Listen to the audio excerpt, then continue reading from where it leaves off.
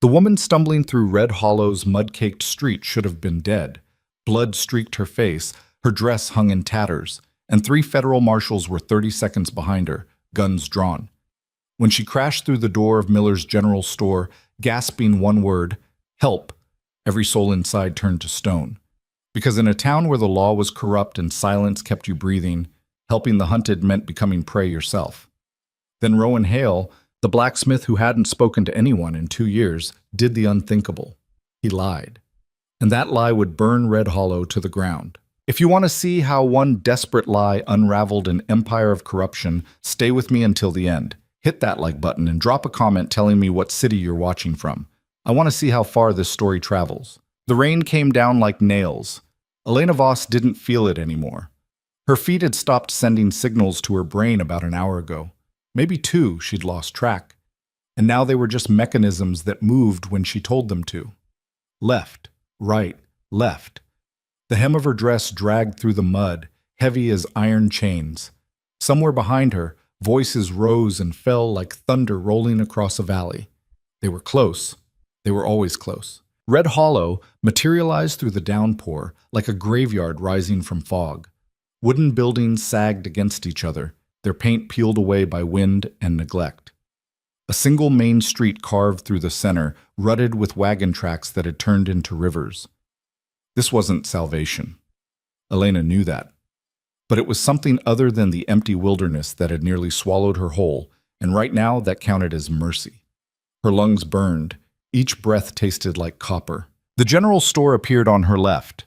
Miller's, according to the weathered sign creaking in the wind.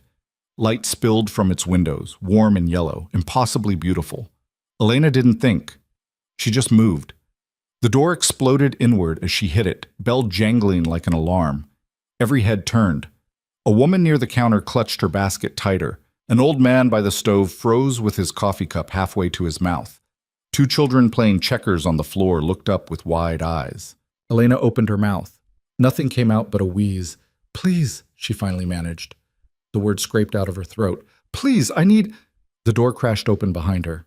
3 men filled the frame. They wore badges pinned to their coats, U.S. Marshals, the kind of authority that could do whatever it wanted out here and call it justice.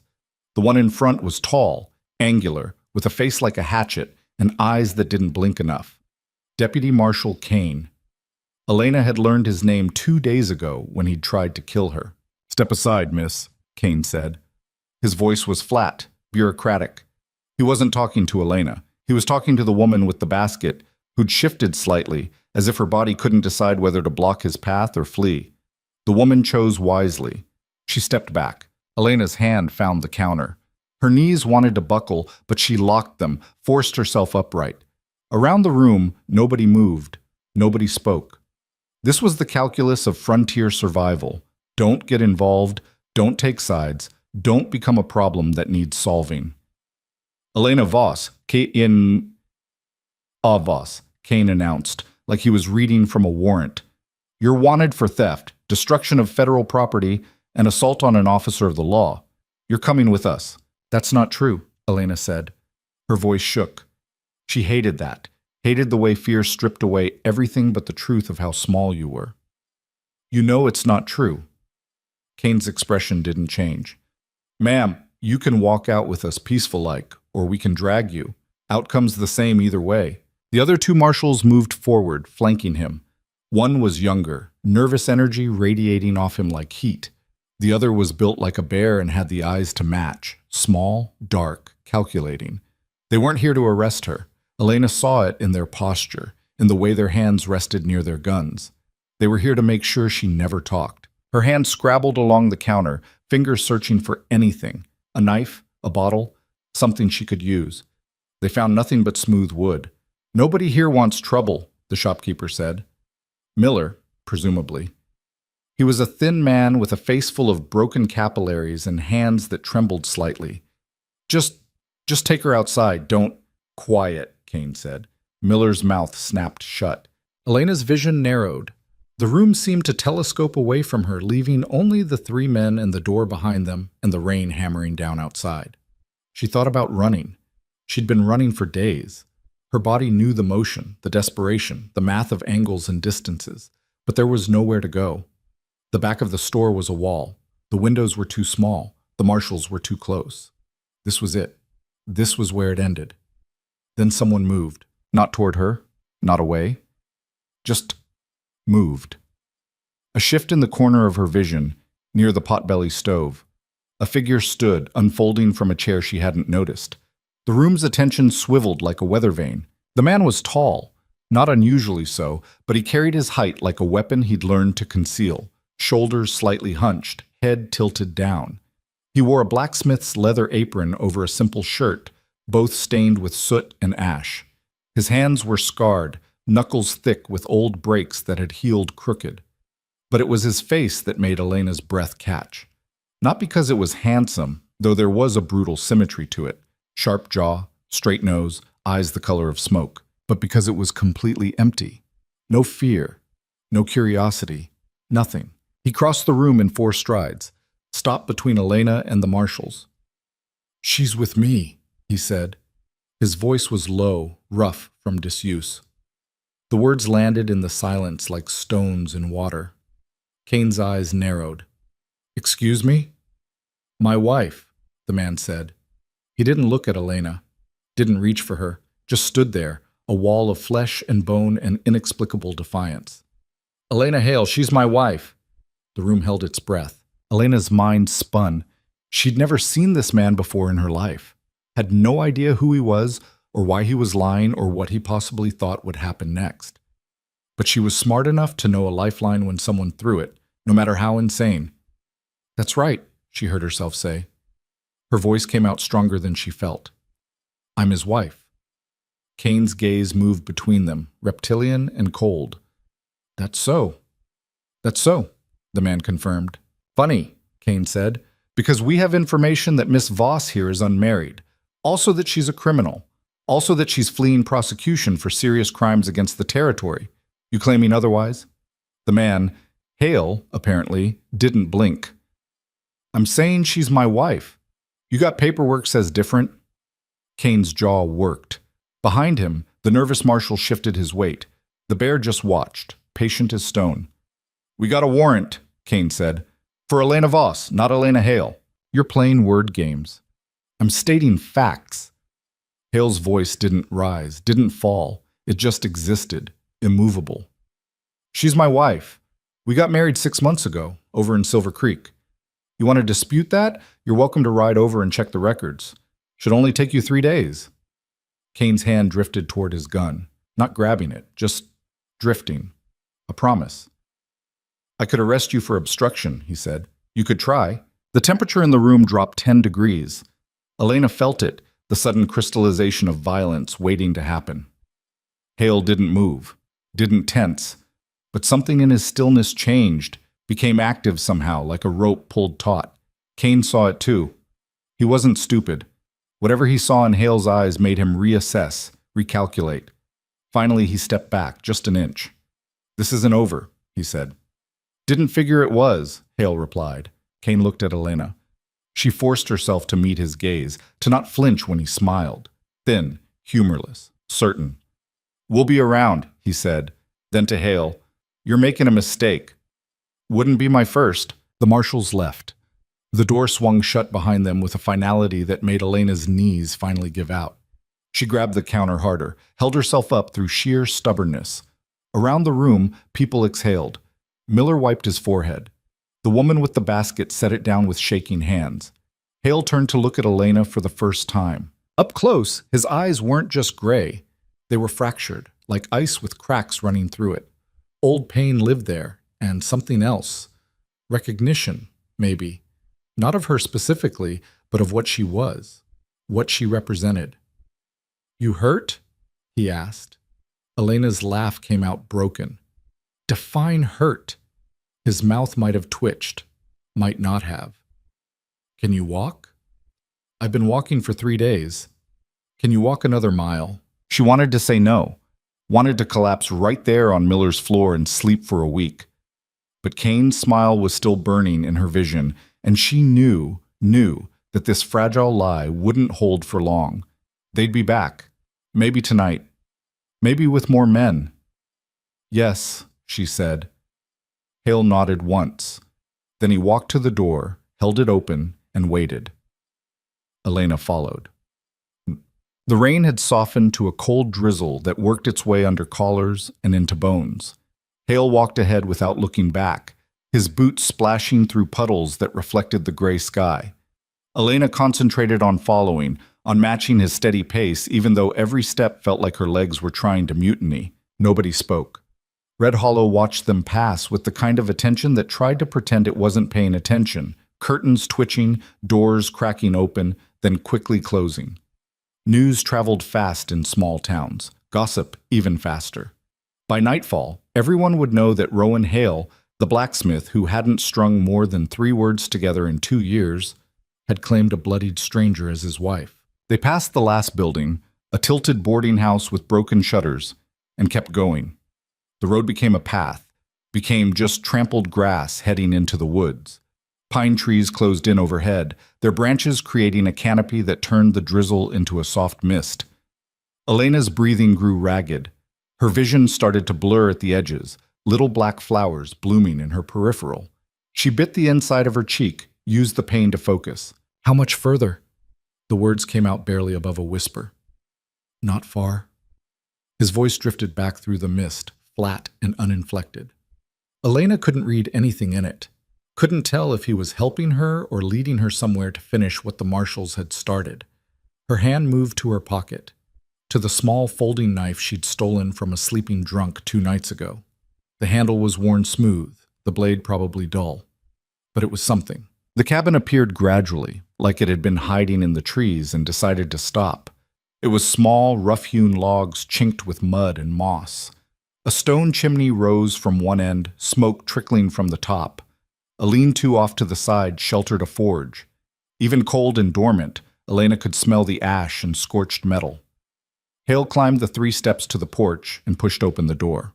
Stopped. Looked back at her. You coming? Elena stared at the dark rectangle of the doorway.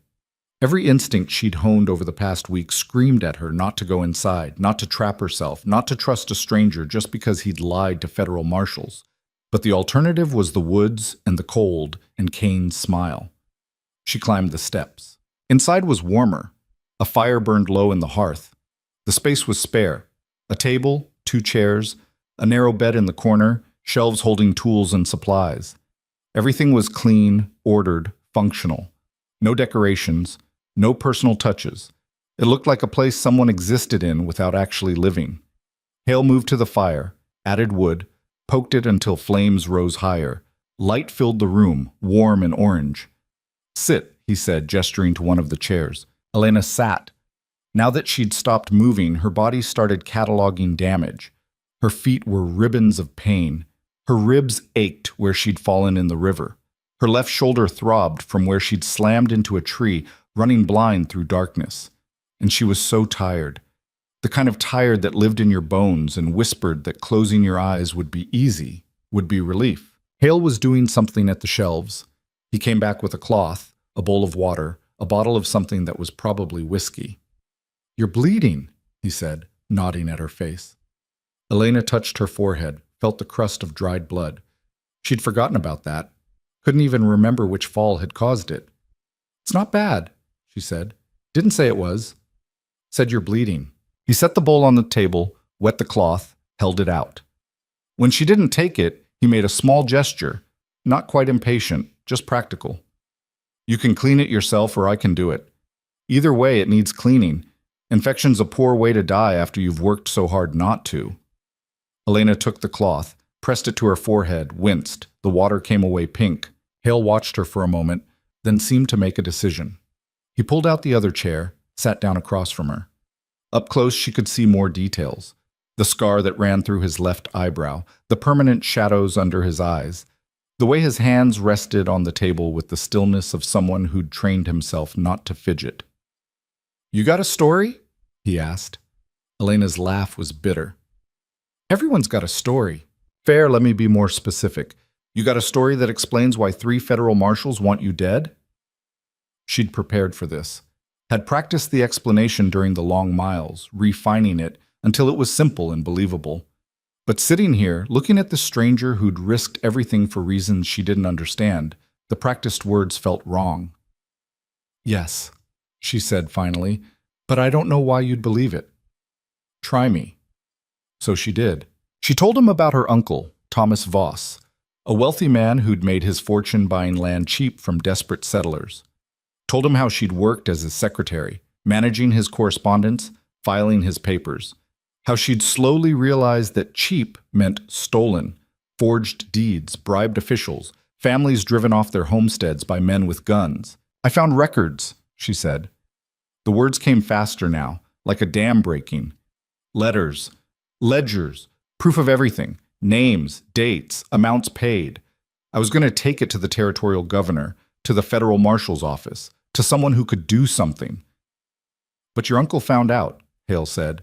He found out. Or I wasn't as careful as I thought. Doesn't matter which. One night, men came to my room. Not to arrest me. To kill me. I ran. Took what I could, burned the rest so he couldn't have it back. The records? Elena's chest tightened. Gone. I had to choose between carrying evidence and staying alive. I chose wrong, I think. Hale was quiet for a moment, his gray eyes studying her face like he was reading a map. The marshals, he said. They're on his payroll. It wasn't a question. Elena nodded anyway. Kane for sure. Maybe all of them. I don't know how deep it goes, but deep enough that running to the law just meant running toward more killers with badges. So you ran here. I ran everywhere. Here's just where they caught up. Hale leaned back in his chair. It creaked under his weight. Outside, the wind picked up, rattling the shutters. That's a hell of a story, he said finally. I told you wouldn't believe it. Didn't say that. Said it was hell of a story. He paused. I believe it. Elena blinked. Just like that? Just like that. Why? Hale's expression didn't change, but something flickered in those fractured eyes. Something old and bitter. Because I've seen what men with power do when nobody's watching, he said quietly, and I've seen what happens to people who try to stop them. The weight in his voice made Elena shiver. This wasn't abstract sympathy. This was knowledge, earned through experience she suspected she didn't want to hear about. Why did you help me? She asked. In the store. You don't know me. You didn't owe me anything. Hale stood, moved to the window, looked out at the gray afternoon. No, he agreed. I didn't. He didn't elaborate. Elena waited, but the silence stretched and stretched until it became clear he wasn't planning to explain. She should push, should demand answers, but exhaustion was pulling at her like an undertow, and the chair was solid beneath her, and the fire was warm, and for the first time in days she wasn't running. Her eyes drifted closed. The bed, Hale's voice came from somewhere far away. You should sleep. Where will you?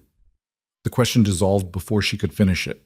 She felt hands under her arms, lifting her, felt herself being guided across the room, felt something soft beneath her and a blanket pulled up to her chin. Then nothing. But when Elena woke, the light had changed. Late afternoon, judging by the angle slanting through the window. The fire still crackled. Her body still ached, but the sharp edges of pain had dulled to something manageable. She sat up slowly, giving her head time to adjust. Hale was at the table, working on something with his hands. As her vision cleared, she saw it was a knife. He was sharpening it with long, methodical strokes against a whetstone.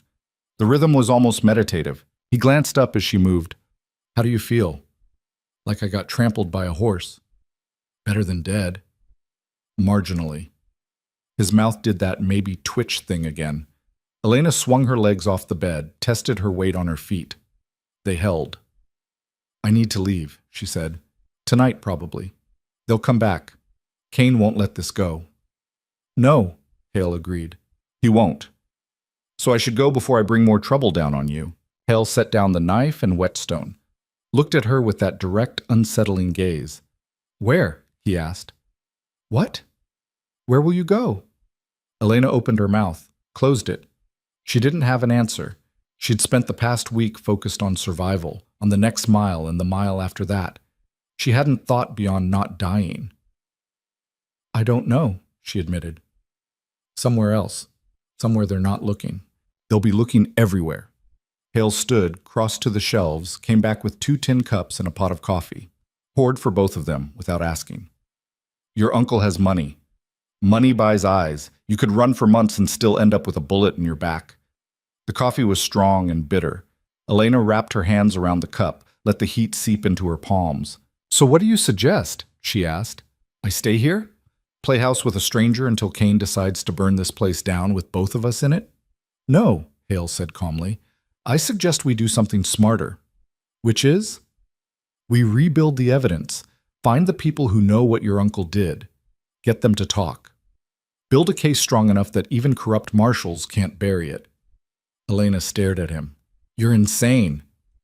Probably. Those people are terrified. That's why they haven't spoken up already. The ones who tried are dead or disappeared. So we find the ones who are still alive, still angry, still willing to risk it, if they know they're not alone.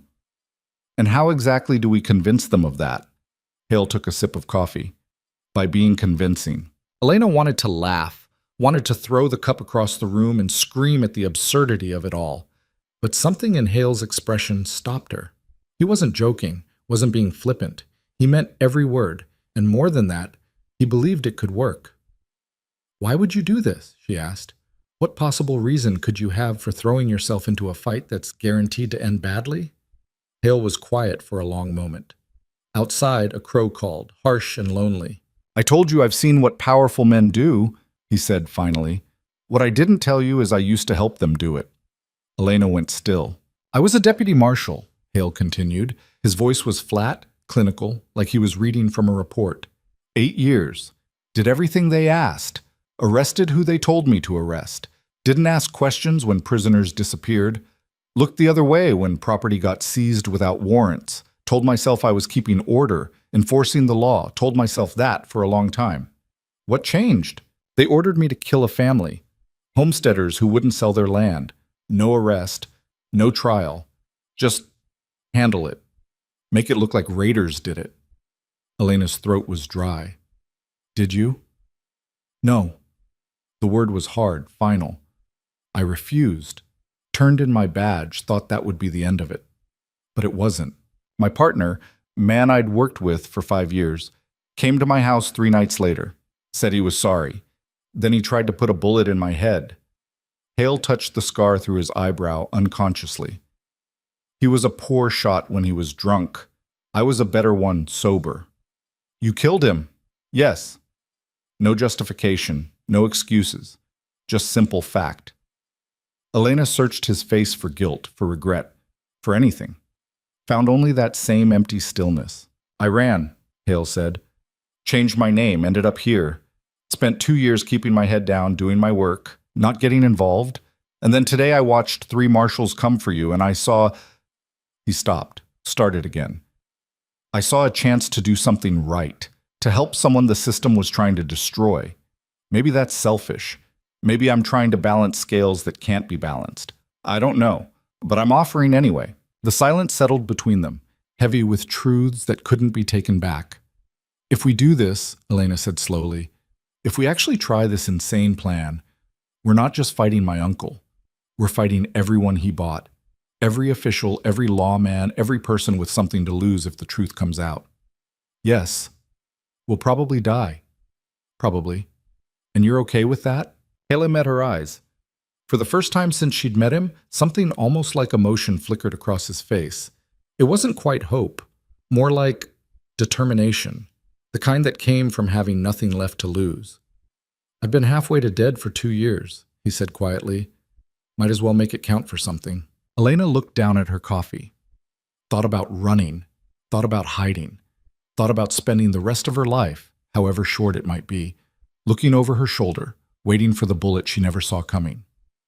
Then she thought about her uncle's face, about the families he'd destroyed, about the fact that all the evidence was gone, burned to ash in a desperate moment, except it wasn't really gone. It was scattered, hidden in memories and locked drawers and sealed ledgers, still findable, if you were brave enough or stupid enough to look. Okay, she heard herself say. Okay, let's try. Hale nodded once like he'd expected nothing less. We start tomorrow, he said. Tonight, you rest, eat, get your strength back. And if Kane comes back, then we deal with it. He said it like it was simple, like three armed marshals were just another problem to solve, no different than a bent horseshoe or a broken axle. Elena didn't know whether to find that comforting or terrifying. There's stew, Hale said, nodding toward the pot hanging over the fire. It's not fancy, but it's hot. Help yourself. He picked up the knife and whetstone again, resumed the rhythmic sharpening. Elena stood, ladled stew into a bowl, forced herself to eat even though her stomach was still twisted in knots. It was venison, rich and gamey, with potatoes and carrots that had been cooked until they were soft. Good food. Simple food. The kind that reminded you that survival was built on small necessities. As she ate, Elena watched Hale work. His hands moved with practiced efficiency, the knife blade catching the firelight with each pass. She wondered what it was like, carrying the weight of a killing that was justified but still permanent. Wondered if you ever stopped seeing the moment, or if it just became part of the background noise of your life. Your name, she said suddenly. Hale, is that real, or is it like mine? It's real. Rowan Hale was my grandfather. Figured if I was going to disappear, I'd do it into family. What was your name before? He looked up. Does it matter? Elena considered. No, I suppose it doesn't. Then let's leave it buried. Fair enough. They both had graves behind them, full of people they used to be. Night fell properly now, the windows turning black. Wind howled through the trees, making the cabin creak. Elena finished her stew, washed the bowl in the basin Hale indicated, then stood awkwardly in the middle of the room. The bed, Hale said without looking up. Take it. Where will you sleep? I don't sleep much these days. When I do, the chair's fine. I can't take your bed. You're injured and exhausted. I'm neither. Take the bed. It wasn't quite an order, but it was close. Elena was too tired to argue. She crawled back under the blanket, felt her body sink into the mattress with relief. Across the room, Hale continued sharpening his knife, the soft scrape of metal on stone oddly soothing. Hale? Elena's voice was slurred with approaching sleep. Yeah? Thank you. For today. For all of this. He was quiet for so long she thought he wasn't going to answer. Then, don't thank me yet. We haven't survived it. Elena's eyes closed. Outside, the wind screamed. Inside, the fire crackled and the knife scraped.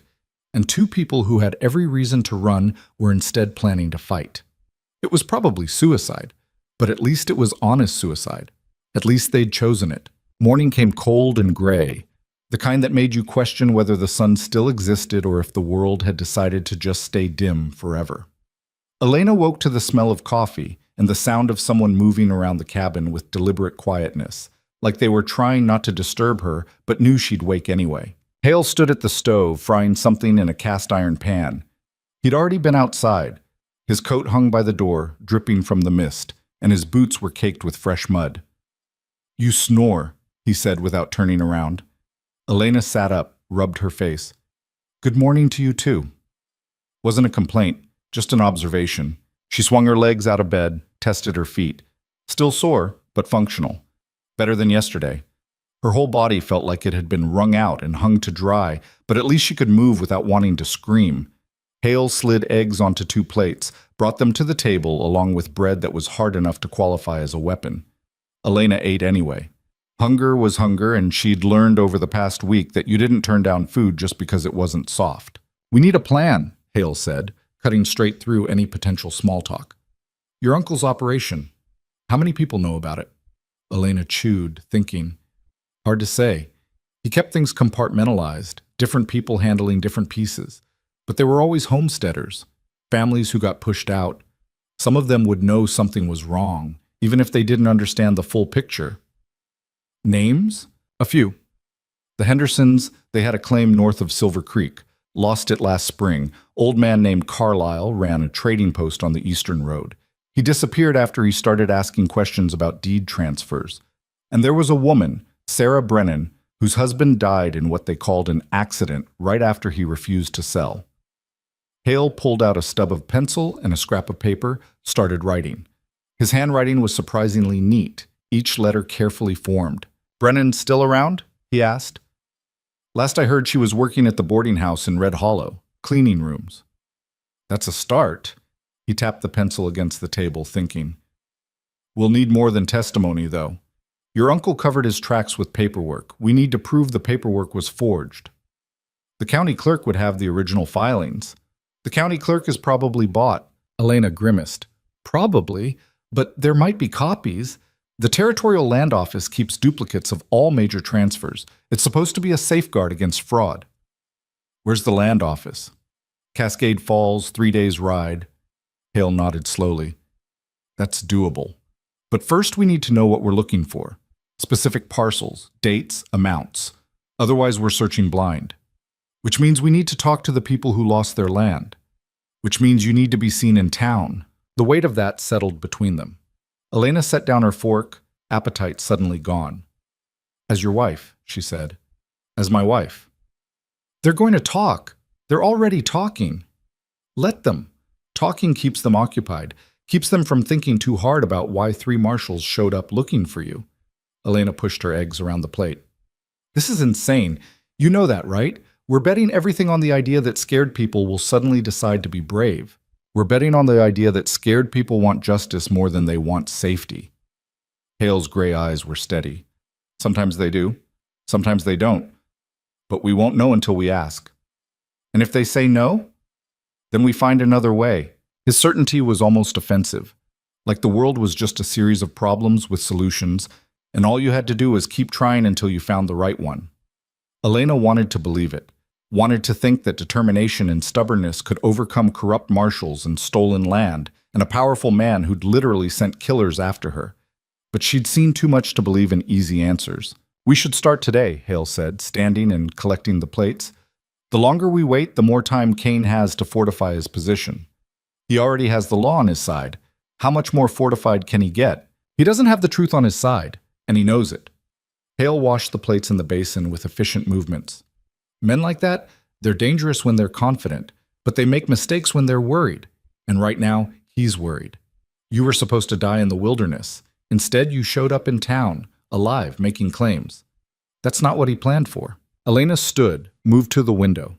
Outside, the mist was burning off, revealing pines that stretched into a sky the color of old iron. Somewhere out there, Kane was planning. Her uncle was planning. Men with guns and badges and the weight of authority were deciding how to eliminate the problem she represented. And here she was, planning to walk right into the center of it all. I'll need different clothes, she said. If I'm supposed to be your wife, I can't look like I've been running through the wilderness. Hale nodded. There's a trunk in the corner. Should be something that fits. The trunk was old cedar, scarred with use. Inside, Elena found women's clothing, dresses, a skirt, a blouse with careful mending along the seams. She held up a dark blue dress, simple but well made. Whose were these? She asked. Hal had gone very still. When he spoke, his voice was careful, empty. My mother's. She died 4 years ago. Elena wanted to ask more, wanted to understand the shape of his life before he'd become the silent blacksmith in Red Hollow, but the set of his shoulders told her the door was closed, and she was smart enough not to push. I'll be careful with them, she said instead. They're just clothes. Use what you need. She changed behind a blanket Hale hung for privacy, peeling off her ruined dress with relief. The blue one fit reasonably well, a little loose in the waist, a little short at the hem, but nothing that looked obviously wrong. There was a brush in the trunk too, and Elena used it to work through the tangles in her hair, pulling it back into something that resembled respectability. When she emerged, Hale had changed as well. Clean shirt, less soot on his face, his hair dampened and combed back. He still looked like a blacksmith, but a blacksmith who'd made an effort. Ready? He asked. No, Elena thought, not even close. Yes, she said. They walked into Red Hollow together, side by side, but not touching. The morning had that suspended quality where the town was awake but not yet busy. Shopkeepers sweeping stoops, a few early risers heading to the general store, smoke rising from chimneys in lazy spirals. People noticed them immediately. It was subtle, the way small-town surveillance always was. No one stared directly, but conversations paused mid-sentence. A woman hanging laundry went very still. Two men outside the saloon stopped talking and watched them pass with the kind of attention that tried to look casual and failed completely. Elena kept her chin up, her expression neutral. Beside her, Hale walked with that same measured pace, unbothered by the scrutiny. Or at least, he looked unbothered. Elena was starting to suspect that Hale had perfected the art of looking unbothered about everything.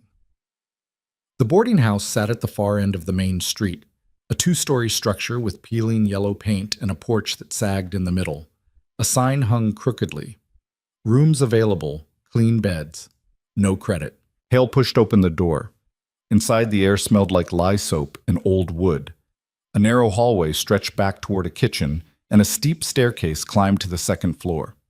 Behind a small desk sat a woman who looked like she'd been carved from granite and disappointment.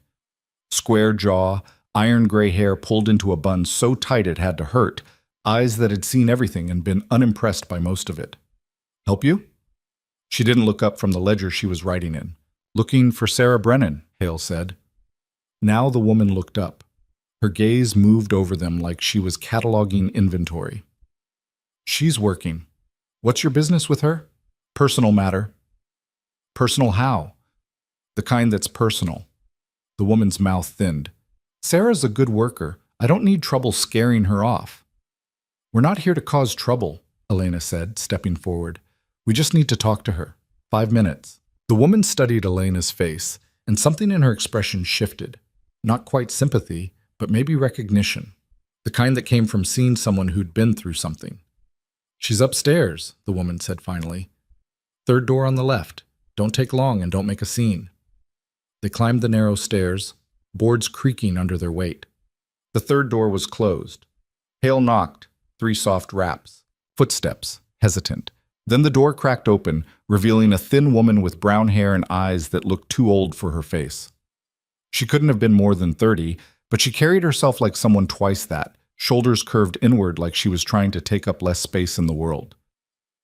"Mrs. Brennan?" Elena kept her voice gentle. "Who's asking?" "My name is Elena. This is Rowan. We were hoping to talk to you about your husband." Sarah's face went pale. "I don't talk about that." "Please," Elena said. "Just a few minutes. It's important." "Important to who? You?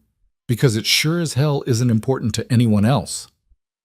Sarah started to close the door, but Hale put his hand against it, not forcing it, just stopping its motion. "Your husband refused to sell his land," he said quietly. 3 weeks later, he died. They called it an accident, but you knew better." Sarah's eyes filled with tears. "Get out." "Thomas Voss took your land, used forged papers and bent lawmen to do it. You knew, and you couldn't do anything because who would believe you over a man with money? Stop." "We can prove it," Elena said. "What happened to your husband, to your land? We can prove it was theft and murder, but we need your help." Sarah laughed, bitter and broken. "Prove it to who? The sheriff? The judge? They're all in his pocket. Everyone knows it, and nobody says anything because saying something means ending up like my John." "Not everyone is bought," Hale said. "There are still people who care about the law." "Then they're fools or liars. And either way, I want nothing to do with them." Sarah's voice cracked. "I got a job, a roof, 3 meals a day if I work hard enough. That's more than most widows have. You think I'm going to throw that away to chase justice that doesn't exist?" Elena felt the moment slipping away, felt Sarah's fear winning over everything else. She reached into her pocket, pulled out the only thing she had left. A small locket that had been her mother's, tarnished silver with a cracked hinge. "My Uncle Thomas Voss destroyed my life too," she said. "Sent men to kill me because I found proof of what he'd done. I ran for days, almost died more times than I can count. And I could keep running, could disappear and hope he never finds me. But I'm tired of running. I'm tired of men like him winning because people like us are too scared to fight back." Sarah stared at the locket, at Elena's face, at the raw honesty there. "What do you want from me?" she whispered. "Your testimony. Details about your land claim, when your husband died, anything suspicious about the transfer. We're building a case piece by piece. You won't be alone in this. I'll be dead in this. Maybe, or maybe we win. Maybe we actually bring him down and get justice for John and everyone else he's destroyed." Sarah closed her eyes. Tears ran down her cheeks, and for a long moment she just stood there, trembling like a leaf in wind. "The land was 20 acres, she said finally, voice barely audible. "Good water, timber, soil that could grow anything. We'd been there 5 years, had the deed, everything legal. Then a man came, said we were squatting on property that belonged to Mr. Voss, showed us papers with signatures and seals that looked real as anything. But they weren't," Elena said. "John knew they weren't, kept saying the dates were wrong, that his signature had been forged, that this was theft.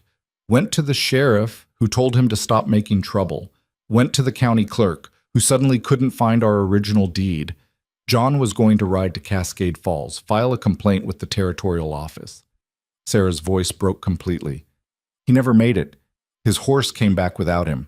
They found him at the bottom of a ravine, neck broken, said he must have fallen. But he was an excellent rider," Hale said. Sarah nodded. "Best I ever knew. That horse loved him. Wouldn't have thrown him in a million years." "Who found the body?" "2 of Voss's men. Said they were out hunting, heard the horse, followed it back." Elena and Hale exchanged a look. The story was damning, if they could prove it. If they could find witnesses, documents, anything that showed the pattern. "Where's the land now?" Elena asked. "Voss sold it 6 months later to a mining company, made triple what he claimed it was worth." Sarah wiped her eyes with the back of her hand. "I tried to fight, tried to keep the claim alive. But I'm a woman alone with no money and no deed. Judge ruled against me in about 5 minutes." "Which judge?" "Harlan Cord, same man who presides over the county court." Another name to add to the list. Elena felt the weight of it, the scope of the corruption they were trying to unravel. It wasn't just her uncle. It was a system, interconnected and self-protecting, with enough people involved that bringing down one thread might collapse the whole thing, or might just get you killed faster. "Will you testify?" Elena asked. "If we can get this in front of someone honest, someone outside the local corruption, will you tell them what you told us?" Sarah looked at her for a long time. Elena saw the calculation happening behind those tired eyes. The risk weighed against the hope, survival instinct fighting with the desperate need for justice. "Yes," Sarah whispered. "I'll testify. But you better make sure whoever hears it can actually do something, because once I start talking, I'm a dead woman either way." "We'll protect you," Hale said. Sarah's laugh was hollow. "Like you protected me from losing my husband? From losing my home?" Hale didn't flinch. "No. But we'll try. And trying is better than nothing." "Is it though?" Sarah asked, and the question hung in the air, unanswered and unanswerable. They left her there, standing in the doorway of a room that wasn't hers, in a life that had been stolen from her piece by piece. Elena felt sick, felt the weight of responsibility crushing down on her chest. They'd just asked a widow to risk everything on a maybe, on the slim chance that justice might actually exist somewhere in this broken system. Outside, the day had brightened slightly, though calling it bright was generous. More like the gray had upgraded to a slightly lighter gray. "That went well," Elena said, her voice flat. She said yes. She said yes because she's desperate and grieving, and we gave her hope where there probably isn't any. Hale started walking back toward the main street. "You want to stop? Want to tell her we changed our minds, and she should just accept that her husband was murdered and his killers will never face justice?" "No, Elena caught up with him. "I just don't want to get her killed for nothing. Then we make sure it's not for nothing. Simple, direct. Like morality was just a series of choices you made and stuck to. Consequences be damned." Elena envied that certainty even as she doubted it. They were halfway back when a voice called out, "Well now, the happy couple." Elena's blood went cold. She turned slowly. Kane stood in front of the saloon, arms crossed, that same thin smile on his hatchet face. The other 2 marshals flanked him, the nervous one and the bear. All 3 wore their badges like armor. "Marshal," Hale said. His voice was level, empty of inflection. "Mr. Hale. Mrs. Hale." Kane's eyes moved over Elena like he was stripping away skin to see what was underneath. "Funny thing, I sent a wire to Silver Creek last night asking about marriage records from 6 months back. You know what they told me?" Elena's heart hammered against her ribs. Hale didn't react, didn't tense, didn't give anything away. "What's that?" he asked. "They're still checking. Seems their records are a mess. Could take days to sort through." Kane's smile widened. "But in the meantime, I thought I should make sure you two lovebirds are settling in properly. Wouldn't want any misunderstandings." "No misunderstandings," Hale said. "Elena is my wife. We're just going about our business." "Your business." Kane looked around the street, at the people who were definitely not watching but absolutely listening. "What kind of business brings you to the boarding house at this hour?" "Visiting a friend." "Didn't know you had friends, Hale. You've been pretty antisocial these past couple years." "People change." "Do they?" Kane stepped forward, and the other marshals moved with him, a coordinated threat. "Or do they just pretend to change while they're hiding who they really are?" The air crystallized. Elena saw Hale's hand drift toward his belt, where no gun hung because he'd left it at the cabin. Saw Kane notice it too, saw his smile sharpen. "Something you want to say, Marshal?" Hale asked. "Just making conversation, just doing my job, which includes keeping an eye on suspicious characters who show up in town making claims that don't quite add up." "Elena is my wife. That's not a claim. It's a fact." "Then you won't mind if we verify it properly? Maybe have a judge ask you both some questions? Make sure your stories match up." "What judge?" Elena heard herself ask. "Judge Cord? The one who's been ruling in my uncle's favor for years?" Kane's expression didn't change, but something flickered in his eyes, surprise, maybe, that she'd spoken up. "Your uncle. That's Thomas Voss, if I'm not mistaken. Respected businessman, pillar of the community. Thief and murderer." The words fell into the street like stones into water. Kane went very still. "Careful, Mrs. Hale," he said softly. "Slander is a serious accusation. So is murder." "Elena," Hale said quietly. A warning. But Elena was done being quiet, done running and hiding and letting fear make her small.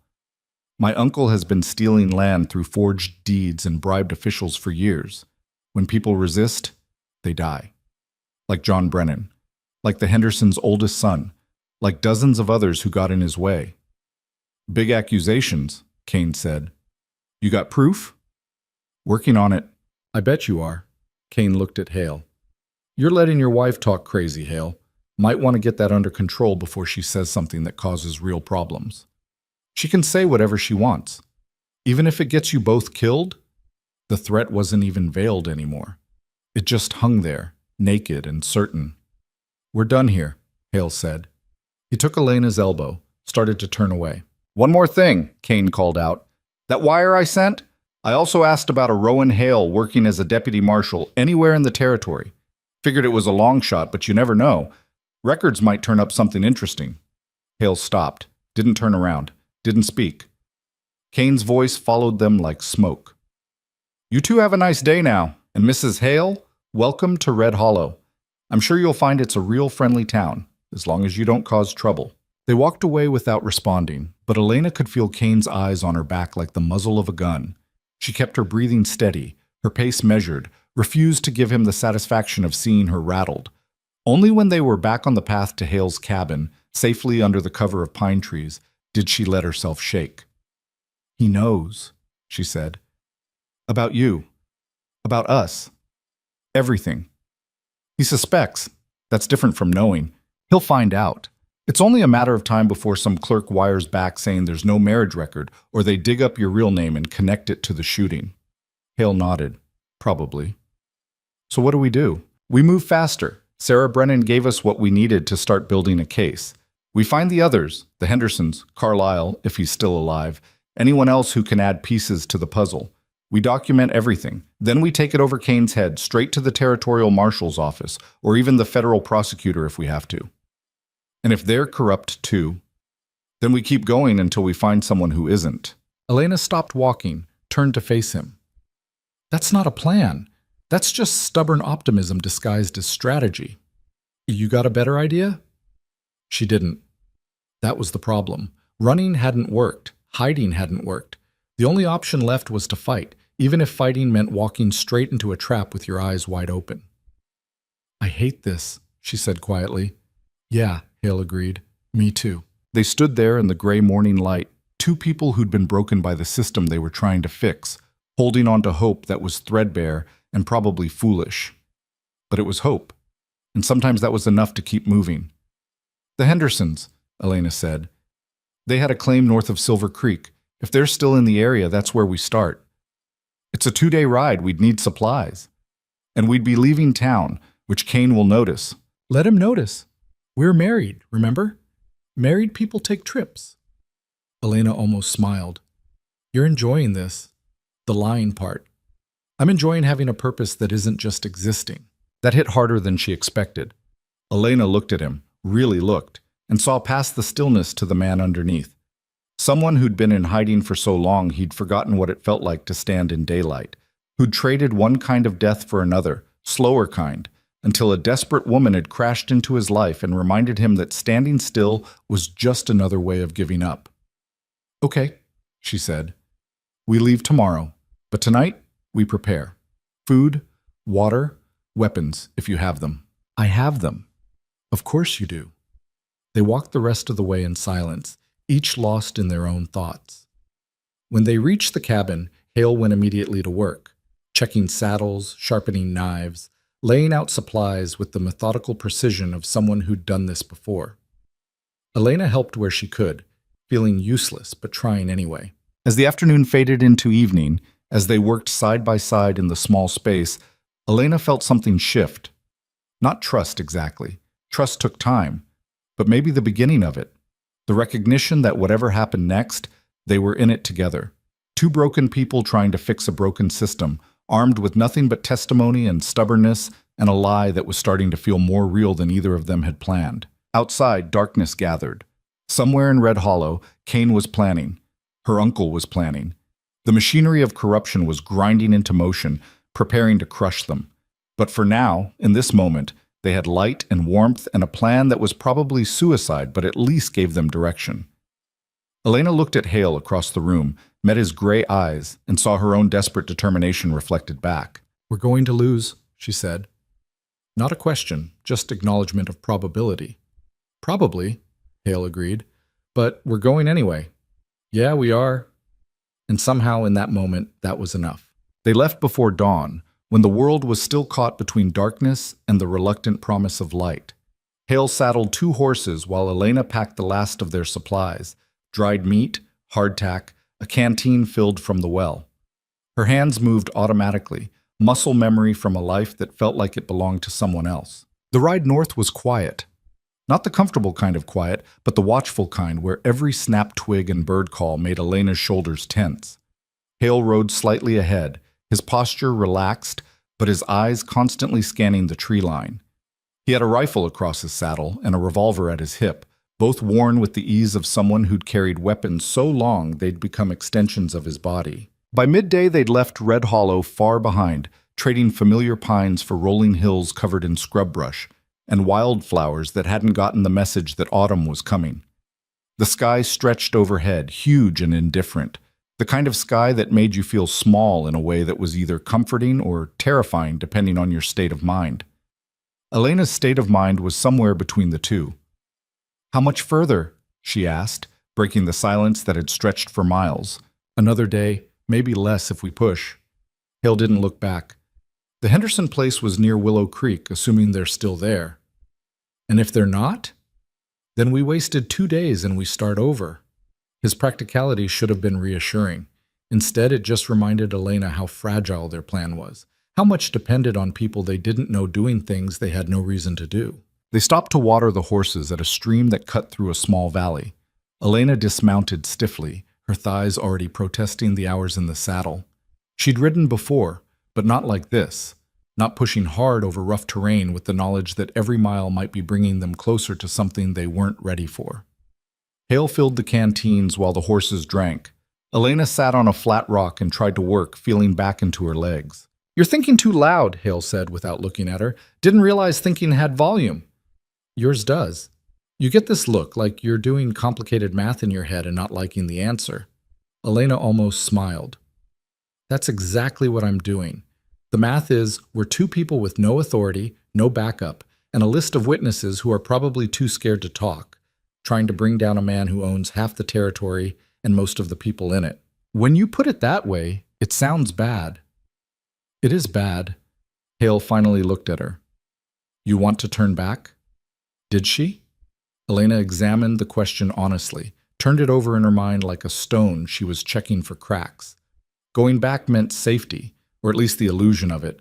Meant hiding at Hale's cabin, playing the role of dutiful wife, hoping Kane got bored or distracted or called away to some other crisis. But it also meant giving up. Meant John Brennan died for nothing. Meant her uncle won, and all the families he'd destroyed just became footnotes in a story nobody would tell. "No," she said. "I don't want to turn back." Hale nodded, like he'd expected that answer. "Good, because I wasn't turning back either way. Just wanted to know if I'd be dragging you." "You're an ass, you know that?" "Been told before." They remounted and rode on, and despite everything, the danger, the fear, the probability of failure, Elena felt something almost like peace settle over her. At least she was moving toward something instead of just running away. At least she'd chosen this, whatever this turned out to be. The sun was dropping toward the horizon when they spotted smoke rising in the distance. Hale reined in, studied it for a long moment. "Campfire or chimney?" Elena asked. "Chimney. Wrong color for a campfire, too steady." He pointed slightly west. "That direction, maybe 3 miles. Could be the Hendersons. Could be anyone. We approach careful." They angled toward the smoke, slowing their pace as the land began to show signs of habitation. A broken fence line, a rusted plow abandoned in tall grass. Wheel ruts from a wagon that had passed through recently enough to leave marks. The chimney smoke grew closer, and with it came the smell of cooking meat and the distant sound of a dog barking. The house appeared around a bend in the trail, small, rougher than Hale's cabin, with walls made of stacked stone and a roof that had been patched in so many places it looked like a quilt. A woman stood in the yard, hanging laundry on a line strung between 2 posts. She looked up as they approached, her hand moving instinctively to her apron pocket, where Elena glimpsed the outline of something that was probably a knife. "Help you?" The woman's voice carried across the yard, sharp with suspicion. Hale stopped his horse a respectful distance away, raised his hand in greeting. "Looking for the Henderson family. This their place?" "Who's asking?" "My name is Rowan Hale. This is my wife, Elena. We rode up from Red Hollow. We're hoping to talk to you about some land trouble from last spring." The woman's face went hard. "We don't talk about that. Not to strangers. Not to anyone. Please," Elena said, urging her horse forward a few steps. "We're not here to cause problems. We're trying to help." "Help!" The woman spat the word like it tasted bad. "That what you call it? Because the last people who came here offering help were the ones who ran us off our land." A man emerged from the house, older than the woman, with a face weathered by years of outdoor work and recent bitterness. He carried a shotgun, not aimed, but ready. "Mary," he said quietly. "Get inside." "I'm fine right here, Pa." The man, Henderson presumably, looked at Hale and Elena with eyes that had learned not to trust easily. "You got about 10 seconds to state your business and ride on." Hale dismounted slowly, keeping his hands visible. "Mr. Henderson, my wife's uncle is Thomas Voss. He's been using forged deeds to steal land across the territory. We're gathering testimony from the people he's hurt, building a case to bring him down. We know he took your land last spring. We want to hear what happened." Henderson's laugh was bitter. "You want to hear what happened? What happened is we lost everything. 30 years of work, gone because some rich man wanted what was ours and had enough money to make the law look the other way." "We know," Elena said, "and we're trying to stop him from doing it to anyone else. But we need details, names, dates, documents if you have them. Anything that proves what he did was fraud." "Fraud." Henderson shook his head. "Fraud is just another word for business when you've got the right connections. We went to the sheriff, the county clerk, even rode to Cascade Falls to file a complaint. You know what happened? Nothing. Absolutely nothing. Because Voss owns them all." "Not all of them," Hale said. "There are people above the local authority. Federal prosecutors, territorial judges. People who can't be bought." "You believe that? You're dumber than you look." Henderson shifted his grip on the shotgun. "We gave them our testimony. Showed them the original deed, the survey marks, everything. They looked at it, nodded real serious, promised to investigate. Then Voss's lawyers showed up with their own papers, all official and sealed, and suddenly our deed was worthless and we were squatters on land that had never been ours." Mary stepped forward, her eyes fierce.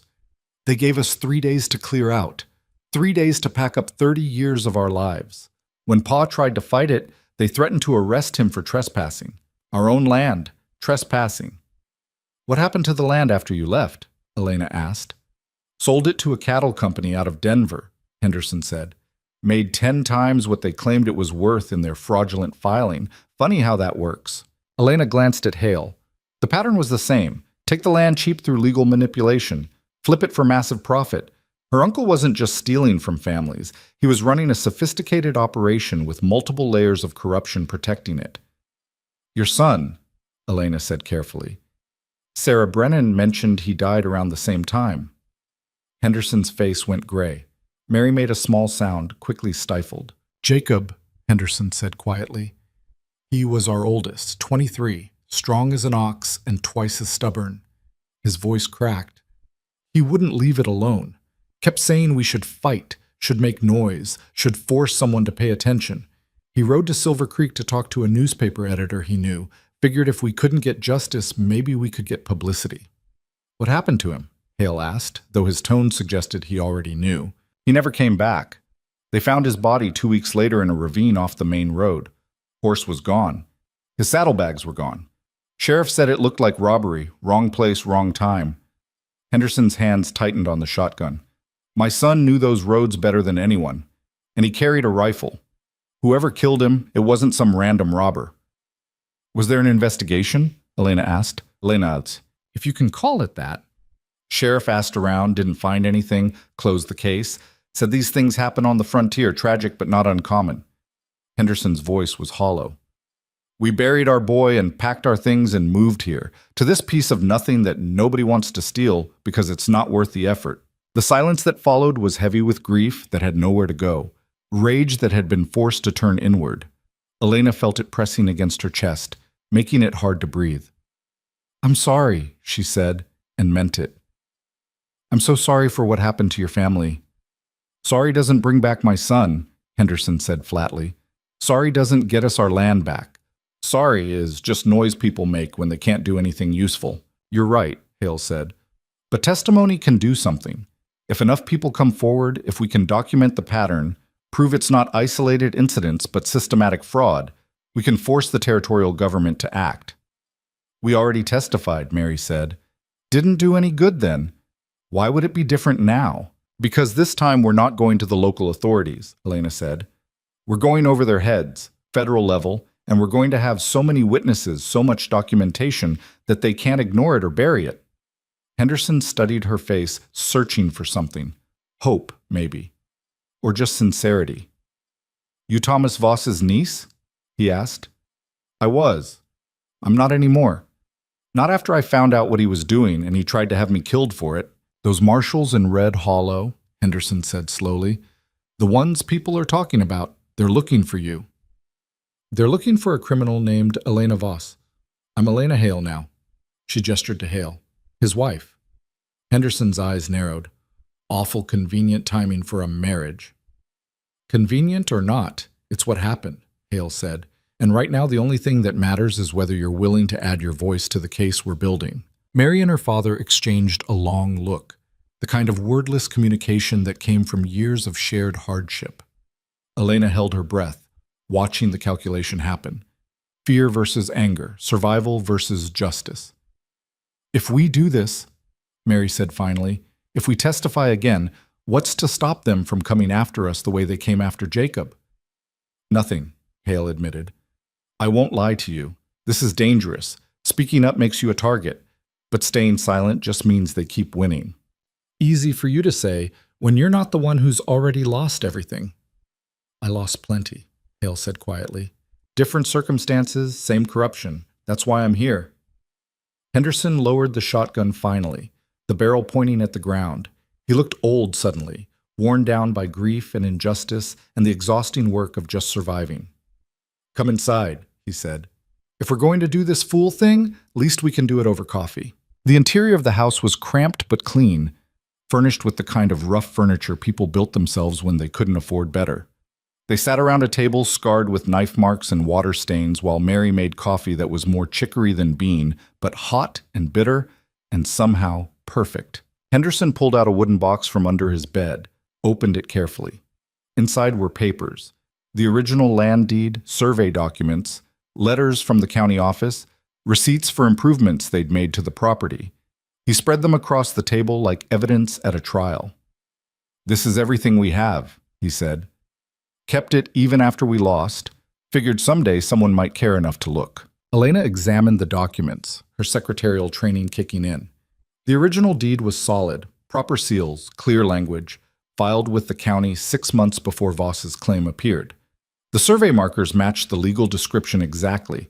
But then there was Voss's filing, dated earlier somehow, with signatures that looked official but probably weren't if you had an expert examine them. "This is good," she said. "This shows the fraud clearly. If we get a handwriting expert to look at the signatures, prove they were forged." "If," Mary interrupted. "That's the word that keeps coming up. If we can find an honest expert, if we can get the evidence heard, if they don't kill us first." "I know," Elena said. "I know it's a lot of ifs, but the alternative is nothing, is letting them win." Henderson sipped his coffee, staring at the papers like they were a map to something he'd lost and couldn't find his way back to. "I'll testify," he said finally. "Not because I think it'll work, but because my boy died fighting this, and I won't dishonor him by staying quiet." He looked at Hale. "But if this goes wrong, if they come for my family again, I'll hold you responsible." "Fair enough," Hale said. They spent the next hour documenting everything Henderson could remember: dates, names of officials involved, the timeline of how quickly the land transfer happened after Jacob's death. Elena wrote it all down on paper she'd brought, her handwriting cramped but legible, making sure to note every detail that might matter later. As the afternoon faded, they prepared to leave. Henderson walked them out to their horses, his shotgun left inside now, his posture slightly less defensive than when they'd arrived. "There's others," he said quietly. "People Voss hurt. The Carlisle family. The father disappeared, but his daughter Anne is working at a ranch about 20 miles east of here. And there was a preacher, Reverend Michaels, who lost his church when Voss claimed the land it was built on. Last I heard, he was in Cascade Falls trying to raise money to rebuild." Elena committed the names to memory. More witnesses, more pieces of the puzzle. The case was starting to take shape, rough and incomplete, but real. "Thank you," she said, "for trusting us. I know it wasn't easy." Henderson shrugged. "Wasn't about trust. Was about whether I could live with myself if I didn't try." He looked at Mary, who'd come to stand beside him. "We already buried one child. Rather fight and lose than do nothing and lose anyway." They rode away as evening settled over the land, the sky turning that particular shade of purple that only happened in places where the horizon went on forever. Elena felt the weight of Henderson's testimony in her saddlebag, like it was something physical, something that could be measured in pounds instead of just hope. "That's two," she said after a while. "Sarah Brennan and the Hendersons. If we can find Anne Carlisle and Reverend Michaels, maybe a few others, we'll have enough to make a real case." "Maybe," Hale agreed, "assuming we live long enough to present it." "You're a real optimist, you know that?" "Just practical." They made camp that night in a hollow surrounded by cottonwoods, building a small fire that Hale kept low to avoid drawing attention. Elena sat with her back against a log, eating jerky that required serious jaw work to chew, watching sparks drift up toward stars that were starting to appear in the darkening sky. "Can I ask you something?" she said. Hale looked up from the fire he was tending. "You're going to anyway. When you were a marshal, before everything fell apart, did you ever think about what you were doing? About whether the arrests you made were actually just?" He was quiet for a long time, his face unreadable in the firelight. "No," he said finally. "I didn't think about it. That was the problem. I just did what I was told because it was easier than questioning. Told myself I was following orders, enforcing the law, keeping the peace. Took me 8 years to realize the law isn't the same as justice. Sometimes it's just power dressed up in official language." "What made you finally see it?" "The family they wanted me to kill. They had kids. 3 of them. Youngest couldn't have been more than 5. Hale poked at the fire, sending up more sparks. "I looked at those kids and thought about my mother, how she'd raised me alone after my father died, how we'd struggled, how any mistake, any stroke of bad luck could have put us on the wrong side of the law just trying to survive." "So you refused?" So I refused. And then I learned what happens when you refuse orders from people who don't like being told no. He touched the scar through his eyebrow again, that unconscious gesture. My partner, the man who tried to kill me. We'd been friends, drank together, played cards, talked about our futures. He pulled the trigger without hesitating because that's what loyalty meant to him. Loyalty to the system, not to people. Elena absorbed that, the casual horror of it. Do you ever regret it, walking away? I regret waiting so long. Regret all the things I did before I finally grew a conscience. Hale looked at her across the fire. But I don't regret refusing. Some lines, once you cross them, you can't come back. Killing those kids would have been one. They fell into silence after that, each lost in their own thoughts. Elena lay down eventually, using her saddle as a pillow, staring up at the vast sprawl of stars. Somewhere out there, Kane was probably searching for her. Her uncle was probably planning. The machinery of corruption was grinding on, unconcerned with the two people trying to throw a wrench into it. But here, in this moment, under these stars, Elena felt something she hadn't felt in weeks. Not peace, exactly. More like purpose. Like her life was pointing towards something specific instead of just away from danger. She fell asleep to the sound of crickets and the crack of burning wood, and for once her dreams weren't filled with running. The next morning brought trouble. They'd broken camp early, were saddling the horses when Hale went still, his hand frozen on the cinch strap. Elena followed his gaze and felt her stomach drop. 3 riders on the ridge to the south, silhouetted against the rising sun. Too far to make out details, but close enough to be a problem. Could be anyone, Elena said quietly. Could be, Hale agreed. Won't be, though. He was right.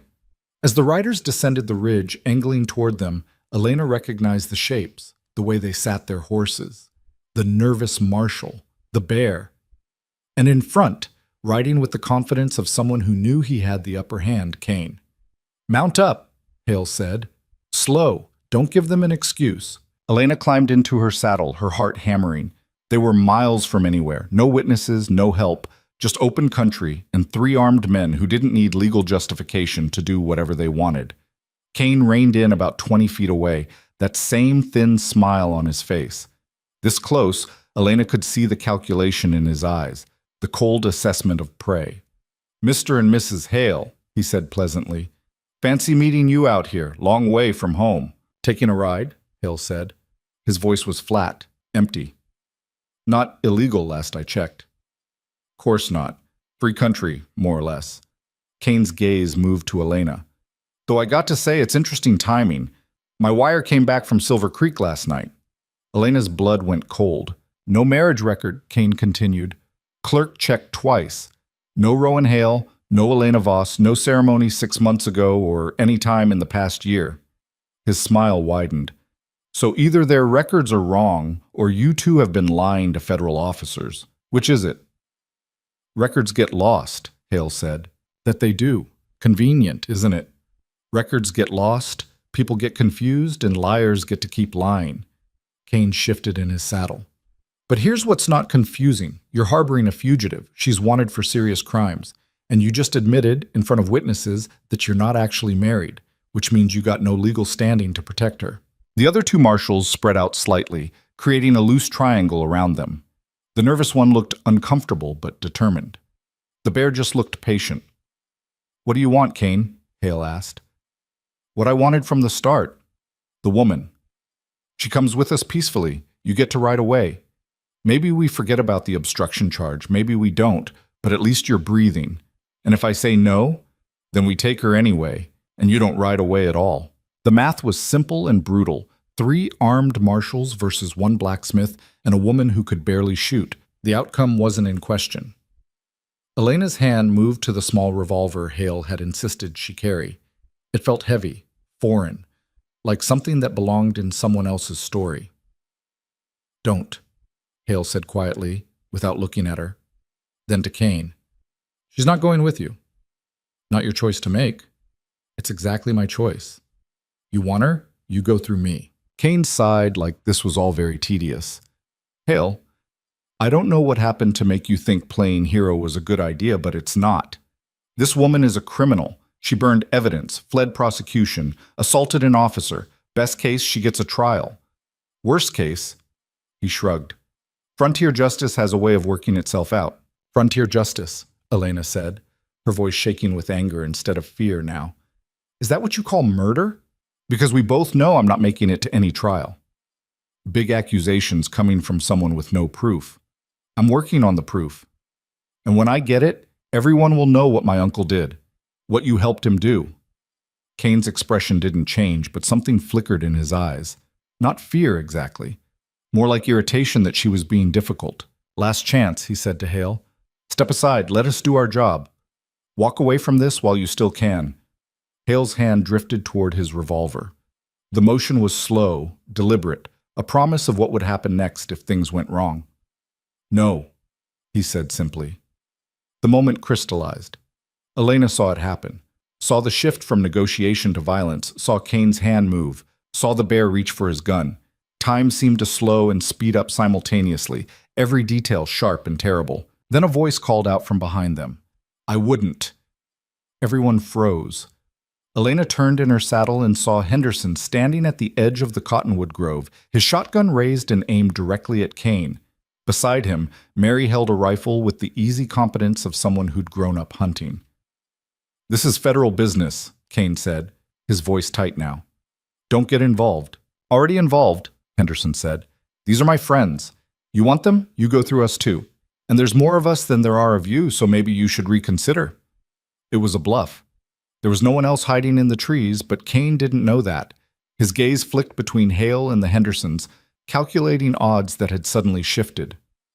This isn't over, he said finally. Never thought it was, Hale replied.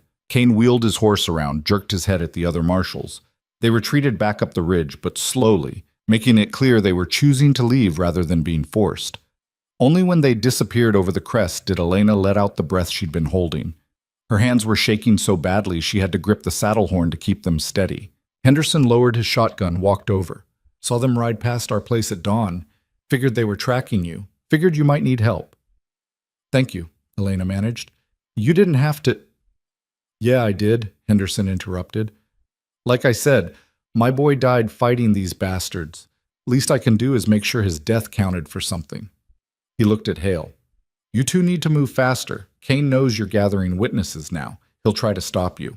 I know, Hale said. We're going to find Anne Carlisle, then head to Cascade Falls. With enough testimony, we can force the territorial office to act. Then go. And watch your back. Kane's not done, and next time we might not be close enough to help. They rode east at a pace just short of a run, putting miles between themselves and the confrontation. Elena's mind raced, replaying the moment, the terrible certainty that they were about to die, followed by Henderson's impossible intervention. We're running out of time, she said. We were always running out of time, Hale replied. But now Kane knows we're serious. That'll make him reckless. Reckless men make mistakes, or they kill everyone in their way and sort out the consequences later. That too. They rode on through the afternoon, through country that grew rougher and more isolated with each mile. And somewhere behind them, Elena knew Kane was riding too, getting closer, getting angrier. The storm was coming. The only question was whether they'd be ready when it hit. They found Anne Carlisle 3 days later, after pushing the horses harder than was probably wise and sleeping in shifts with one eye always open. The ranch where she worked sat in a valley between two ridges, a sprawling operation with cattle dotting the hillsides and a main house built from logs that had been hauled from miles away.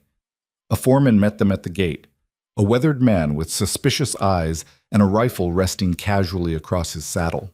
Private property, he said. State your business. Looking for Anne Carlisle, Hale said. We're friends of her father. The foreman's expression hardened. Her father's dead.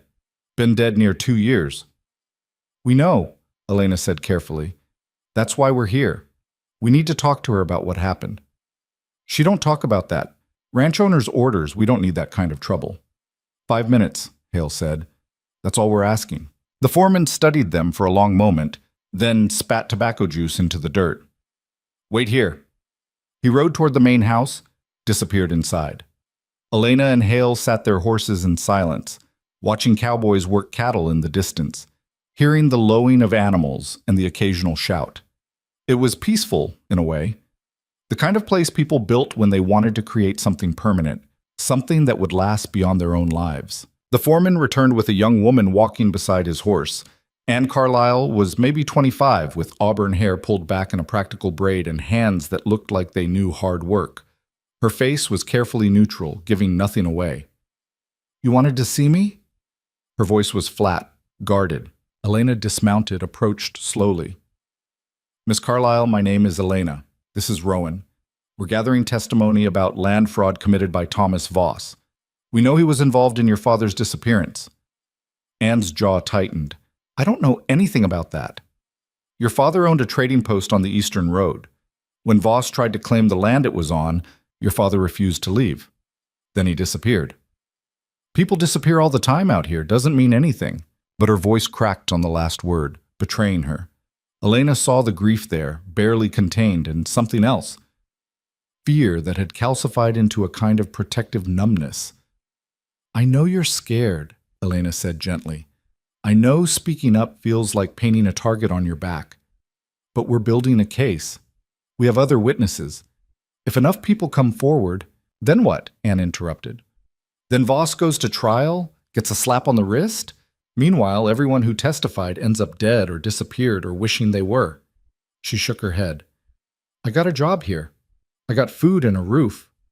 That's more than my father had at the end. I'm not throwing it away for revenge that won't bring him back." "It's not about revenge," Hale said. "It's about stopping him from doing it to someone else. That's not my problem." "It is, though," Elena said, "because every person who stays silent makes it easier for men like my uncle to keep destroying lives. Your silence protects him." Anne's eyes flashed. "Don't you dare put that on me. I was 19 when my father disappeared, 19 and alone and terrified. The sheriff told me to my face that I was imagining things, that my father probably just left because running a trading post was too much work, like he'd abandoned his own daughter." Her voice rose. "I tried to fight, tried to make noise. You know what happened? Someone burned down what was left of the trading post. Left a note saying I'd be next if I didn't shut up. So, yeah, I shut up. I found work and kept my head down and survived. That's not cowardice, that's staying alive." The words hung in the air, raw and honest. Elena felt them land like blows, felt the truth of them. Anne wasn't wrong. Survival meant different things for different people, and judging someone else's choices when you hadn't lived their fear was cheap and easy. "You're right," Elena said quietly. "I'm sorry. I had no right to judge what you did or didn't do." Anne blinked, clearly not expecting that response. "But I'm still asking," Elena continued, "not because you owe anyone anything, but because maybe this time is different. Maybe this time we actually have a shot at making something stick." "Why would this time be different?" "Because we're not going to the local authorities. We're taking it federal, and we're documenting everything. Forged deeds, suspicious deaths, patterns of intimidation. Your father's disappearance fits into that pattern. Your testimony could help prove it wasn't random, that it was systematic." Anne looked away, toward the mountains rising in the distance. Her shoulders were tight, her hands clenched into fists. "My father kept records," she said finally. "Ledgers showing who bought what, when. He documented every interaction with Voss's people, every threat, every suspicious visitor. He knew something was wrong, and he wanted proof." She paused. "I have them.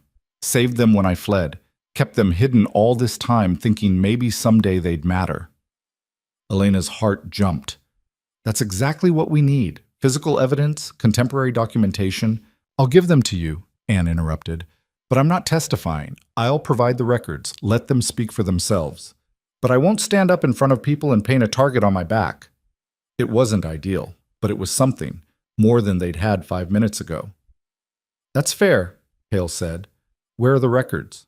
"In town, Silver Creek. I rent a room above the seamstress shop, keep them hidden there. Didn't want them here in case someone came looking." Anne looked at Elena. "You go tonight, after dark. I'll meet you there, give you what I have. Then we're done. You never saw me. I never saw you." "Understood," Elena said. "Thank you. I know this isn't easy." Anne's laugh was bitter. "Nothing about this is easy, but maybe my father's death can count for something besides just making me an orphan." They left the ranch as afternoon shadows stretched across the valley, riding toward Silver Creek with a sense of momentum building. Two witnesses willing to talk, physical records from a man who documented his own persecution. The case was taking shape, becoming real. But the closer they got to Silver Creek, the more Elena felt the weight of approaching danger. Kane knew they were gathering evidence. He'd let them slip away once. He wouldn't make that mistake again. Silver Creek was larger than Red Hollow, but shared the same frontier exhaustion. Buildings that had been built quickly and maintained grudgingly. Streets that turned to mud when it rained and dust when it didn't. They arrived as dusk was settling, the sky going purple at the edges. "We need to be smart about this," Hale said as they stabled their horses. "Kane might have people watching. We go in quiet, get the records, get out." They found a small boarding house on the edge of town, paid for a room with coin Hale produced from some hidden pocket.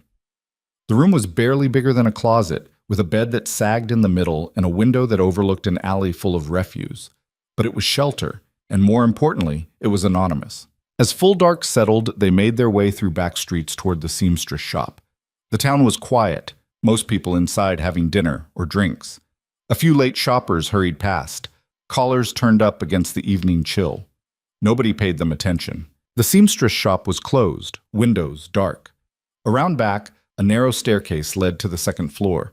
Hale climbed first, testing each step for creaks, his hand on his revolver. Elena followed, her heart hammering so loud she was sure someone would hear it.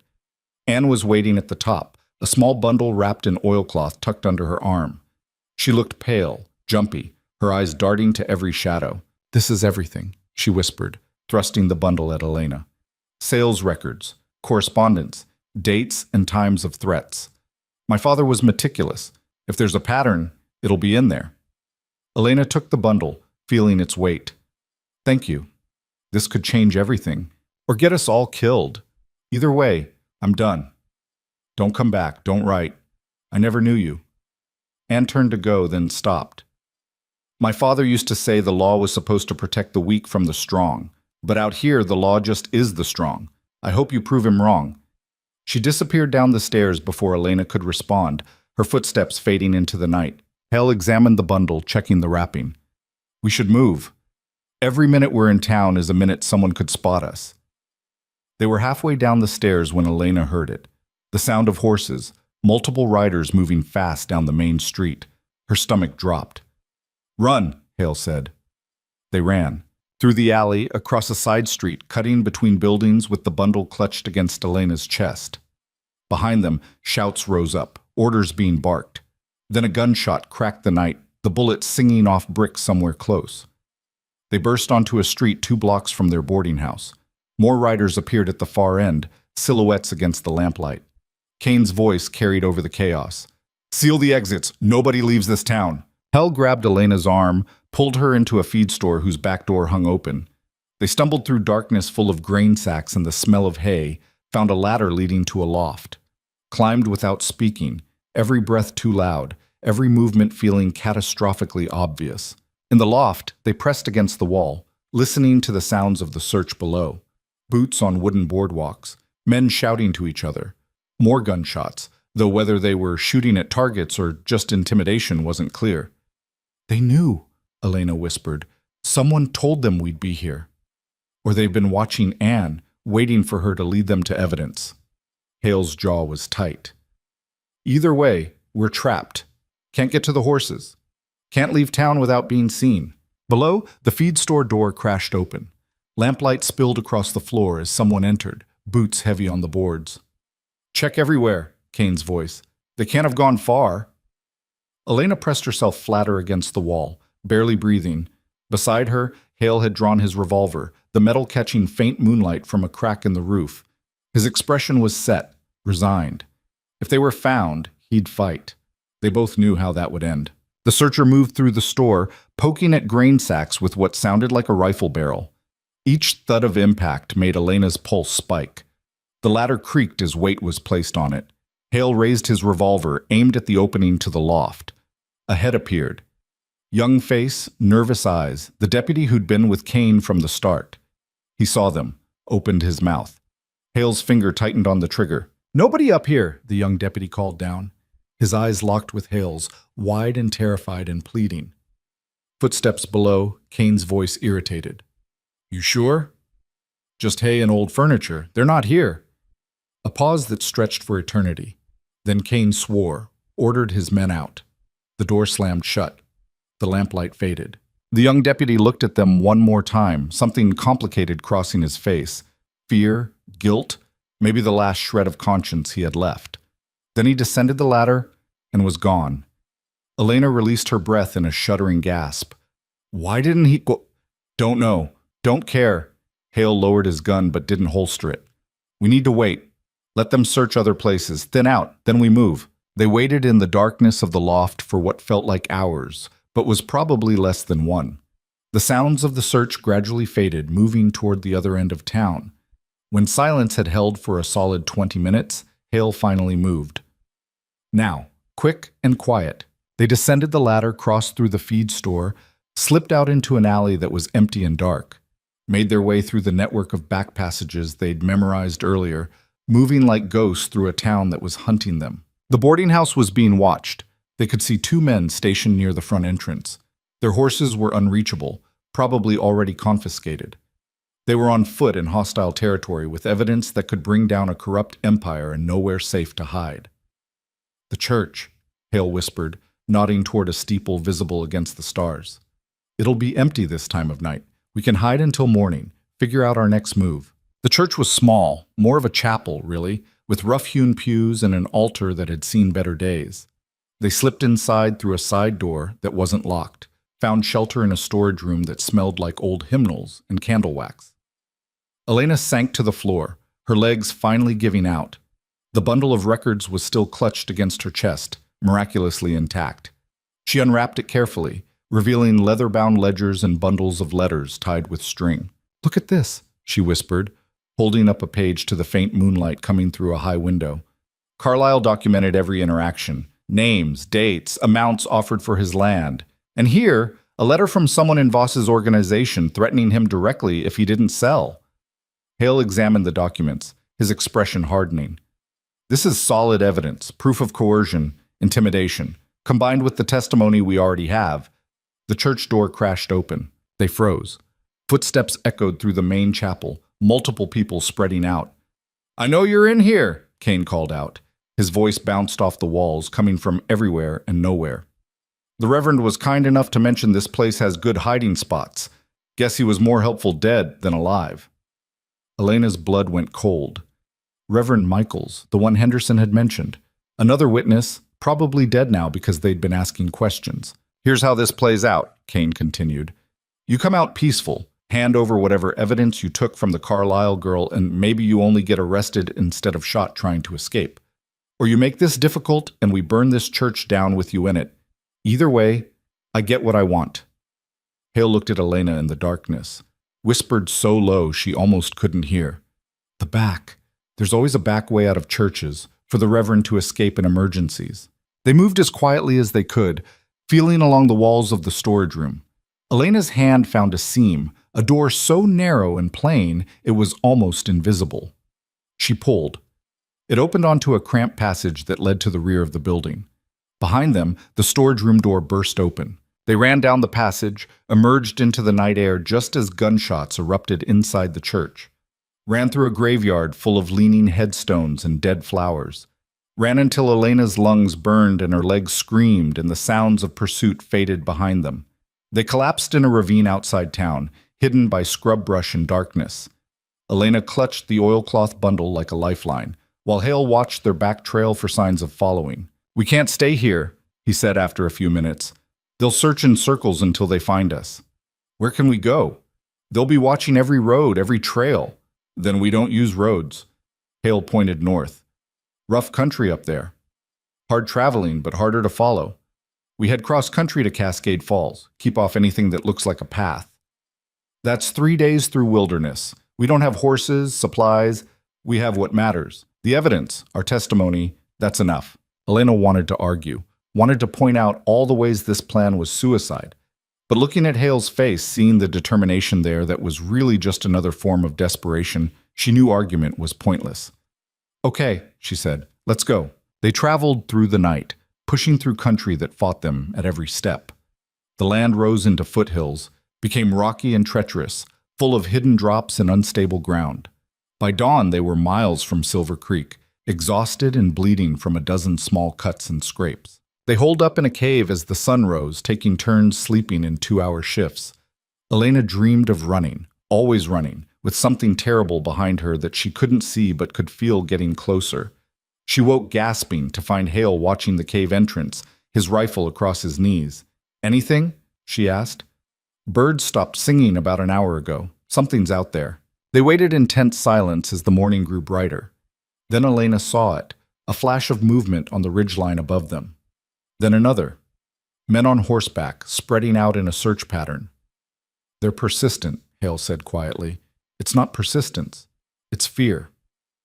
Elena checked the bundle of records, made sure it was still secure in her pack. "My uncle can't afford to let this evidence reach the territorial office. He'll throw everything he has at stopping us. Then we need to make sure everything he has isn't enough." They waited until the searchers had passed their position, moving west while Hale and Elena needed to go north. Then they slipped out of the cave and continued climbing, heading toward the high country where horses couldn't easily follow. The second day was worse. Water ran low. Food ran out completely. Elena's feet were a mass of blisters and her shoulders ached from the pack's weight, but they kept moving, driven by the knowledge that stopping meant dying. On the third day, Cascade Falls appeared in the distance, a proper town with 2-story buildings and actual streets instead of just mud paths. Smoke from dozens of chimneys created a haze over the valley. It looked like civilization. It looked like safety. It looked like a trap. "Kane will have sent word ahead," Elena said as they studied the town from a hillside. "He'll have people watching for us. Probably, but he can't watch everywhere. And we don't need to parade through the main street. We just need to reach the territorial office." They waited until evening, then descended into town as darkness fell, moved through alleys and side streets, staying to the shadows. The territorial office was a stone building near the center of town, imposing and official with a flag hanging from a pole out front. 2 men stood guard at the entrance, not marshals, military uniforms, actual federal authority. "This is it," Elena whispered. "Once we're inside, once we hand over the evidence, it's out of our hands." Hale nodded, then grabbed her arm, pulled her back into the shadows. Kane had just rounded the corner, flanked by 4 men including the bear and the nervous deputy. They walked with purpose toward the territorial office, clearly intending to intercept anyone who approached. "He's covering it," Elena said, her voice hollow. "He knew we'd come here. He's blocking our access. Then we make him move." "How?" Hale's expression was grim. "By giving him what he wants, a confrontation, in front of witnesses." Elena stared at him. "That's insane. He'll arrest us or worse. Not if we do it right. Not if we force his hand in front of people who matter." Hale looked at the territorial office, at the guards, at the people moving through the evening streets. "Your uncle's power comes from operating in shadows, from controlling the local machinery. But this is federal territory. These soldiers don't answer to county sheriffs or crooked judges. If we can get the evidence to them, make enough noise that it can't be quietly buried, then Kane has to either let us go or reveal himself as corrupt in front of federal witnesses." Elena felt her heartbeat accelerate. "It's a gamble." "Everything's been a gamble since the day I claimed you were my wife." That startled a laugh out of her, short and slightly hysterical. "That was a terrible plan. Worked though, didn't it? Bought you time." "Yeah, time to make things worse. Or time to make them better. Depends on the next 5 minutes." Elena looked at the oilcloth bundle in her pack. Thought about Sarah Brennan and the Hendersons and Anne Carlyle. Thought about all the people her uncle had destroyed, all the lives ruined by corruption that had operated unchecked because nobody had been brave enough or crazy enough to challenge it. "Okay," she said, "let's make some noise." They walked out of the shadows together, into the lamplight of the main street, walked directly toward the territorial office where Kane stood waiting like he'd known they'd come. His smile was sharp as a knife. "End of the road." "Yeah," Hale agreed. "It is. Question is, whose end?" Then Elena stepped forward, raised her voice so it carried across the street, projecting like she'd learned doing theater in school a lifetime ago. "I'm Elena Voss, niece of Thomas Voss. I have evidence of systematic land fraud, bribery, and murder. These men, She pointed at Kane and his marshals, "are trying to stop me from presenting it because they're complicit. I'm requesting federal protection and demanding an immediate hearing." People stopped, turned. The street wasn't crowded, but there were enough witnesses, shopkeepers closing for the night, soldiers from the garrison, a well-dressed woman who looked like she might be someone's wife. Enough eyes to make the moment public, undeniable. Kane's expression didn't change, but his jaw tightened. This woman is a fugitive. She's making false accusations to avoid prosecution. "Then let the territorial governor decide," Elena shot back. "Let me present my evidence in front of someone who isn't on my uncle's payroll, unless you're afraid of what I might prove." The guards at the territorial office had straightened, alert now. One of them stepped forward, an older officer with bars on his shoulders indicating rank. "What's this about?" he demanded. "Criminal trying to evade justice," Kane said. "Federal marshal trying to commit murder on behalf of a corrupt businessman," Elena countered. "I have documents, testimony from multiple witnesses, proof of forged deeds and intimidation. All I'm asking is the chance to present it to someone with actual authority." The officer looked between them, clearly trying to assess the situation. This wasn't his job was guarding a building. But the accusation was serious enough that ignoring it would be its own kind of problem. "You have evidence?" he asked Elena. She pulled out the bundle, held it up. Records from a man who documented his own persecution before he was murdered. Combined with sworn testimony I've gathered. Kane moved fast, reaching for the bundle. Hale was faster, stepping between them, his hand on his revolver. "Don't," Hale said quietly. The street went still. The officer's hand moved to his own weapon. The other soldiers were suddenly very alert, rifles not quite aimed, but ready. "That evidence was stolen," Kane said. "It's fruit of a crime, inadmissible." "It was given freely by the daughter of the man who created it," Elena interrupted. "Anne Carlyle, whose father disappeared after refusing to sell his land to Thomas Voss, just like John Brennan died after refusing, just like dozens of others." "Big claims," the officer said. "You got proof to back them?" "In this bundle. And I have witnesses ready to testify. Sarah Brennan, Marcus Henderson, and his daughter Mary. All willing to go on record about what Thomas Voss did to their families." The officer extended his hand. "I'll take that evidence, hold it secure until the territorial governor can review it." Kane's face had gone pale. "You're making a mistake. This woman is under federal protection as of now," the officer said, his voice hard. "If she's a criminal, she'll be tried. But she'll be tried properly with due process, not disappeared in the wilderness." He looked at Kane directly. "And if her allegations have merit, anyone who tried to interfere with her will answer for it." Elena handed over this bundle, felt its weight leave her hands, felt the transfer of responsibility. It wasn't over. The evidence still had to be reviewed, witnesses still had to testify, her uncle still had money and influence to fight back with. But it was something. It was the first step toward justice that didn't depend on corrupt local officials or men with badges who answered to money instead of law. Kane stood frozen, calculation playing across his face. Then, without another word, he turned and walked away, his men following. But Elena saw his hand move, saw him signal something to the nervous deputy, and she knew, with absolute certainty, that this wasn't over. Not even close. The federal garrison provided them with a room that was small but secure, with an actual lock on the door and guards stationed outside. Elena sat on the edge of a narrow bed, feeling the adrenaline drain from her body like water from a cracked bucket, leaving behind exhaustion so profound she could barely keep her eyes open. Hale stood at the window, watching the street below with the kind of vigilance that never really switched off. "You should sleep," he said without turning around. "So should you." "I will. After." "After what?" "After I'm sure Kane isn't planning something desperate." Elena wanted to argue, but he wasn't wrong. Kane had retreated, but not surrendered. Men like that didn't just accept defeat and walk away. They regrouped. They found new angles. "The officer said the territorial governor would review the evidence within 3 days, Elena said. "That's not long. Maybe Kane will just cut his losses, disappear before he can be implicated." Hale's silence was answer enough. They both knew better.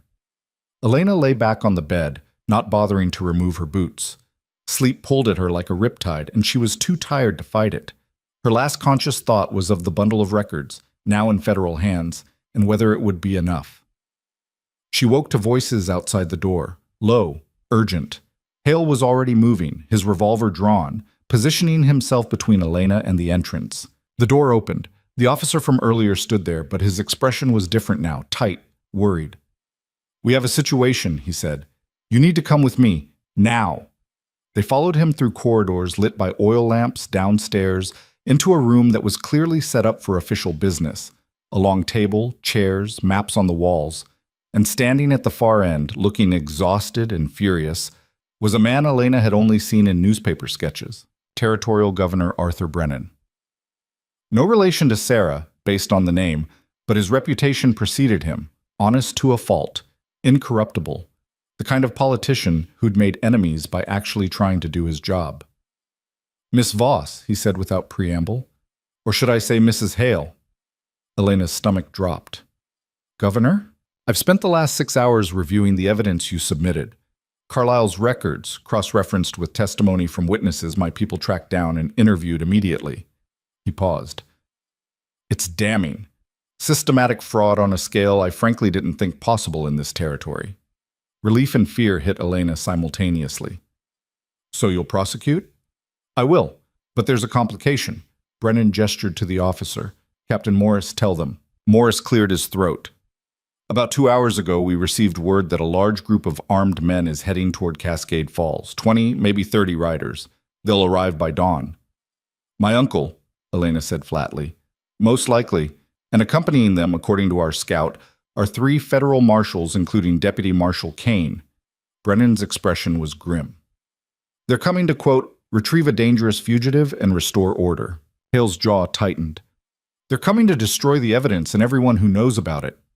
"That's my assessment as well, which puts us in a difficult position. Technically, federal marshals have authority here. I can't simply refuse them entry or access." "Even when they're corrupt?" Elena demanded. "I can suspect they're corrupt. I can believe they're corrupt based on the evidence in front of me. But until a judge rules on it, they still carry legal authority." Brennan leaned against the table. "However, I can ensure that anything that happens occurs in front of witnesses, public witnesses, which is why I'm convening an emergency tribunal at dawn in the town square where everyone can see and hear." "A tribunal?" Elena's mind raced. "Like a hearing? More formal than a hearing, less formal than a trial. I'll present the evidence. You and the other witnesses will testify. Your uncle and his people will have the opportunity to defend themselves, and the entire town will watch." Brennan's eyes were hard. "Kane wants to handle this quietly, make you disappear. We're going to do the exact opposite. We're going to make it so loud and so public that even he can't justify violence without revealing himself." "He might not care about revealing himself," Hale said. "Not if he's desperate enough." "Then we'll be ready. Captain Morris has assembled every soldier in the garrison. If Voss's men try anything, they'll find themselves facing trained troops, not scared homesteaders." Elena wanted to feel relieved, wanted to believe this was the answer, but something nagged at her, some instinct born from weeks of running and fighting. "My uncle doesn't do anything without a backup plan," she said slowly. "If he's riding here personally with 30 men, it's not just to intimidate. He has something else planned." Brennan considered that. What would you do in his position? Elena thought about her uncle, about the man she'd worked for before she knew what he really was. Methodical, strategic, never making a move without ensuring he controlled the outcome. "He'd try to discredit the evidence," she said. "Claim the records were forged, that the witnesses are lying or mistaken. He'd use his lawyers to create reasonable doubt." "That's expected. The evidence is strong enough to counter those claims." "But is it strong enough if the person reviewing it is already bought?" Elena looked at Brennan directly. "Governor, with all respect, how do you know everyone in your office is clean? How do you know Voss hasn't already planted someone close to you who will make sure key documents disappear or testimony gets altered?" The question landed like a stone.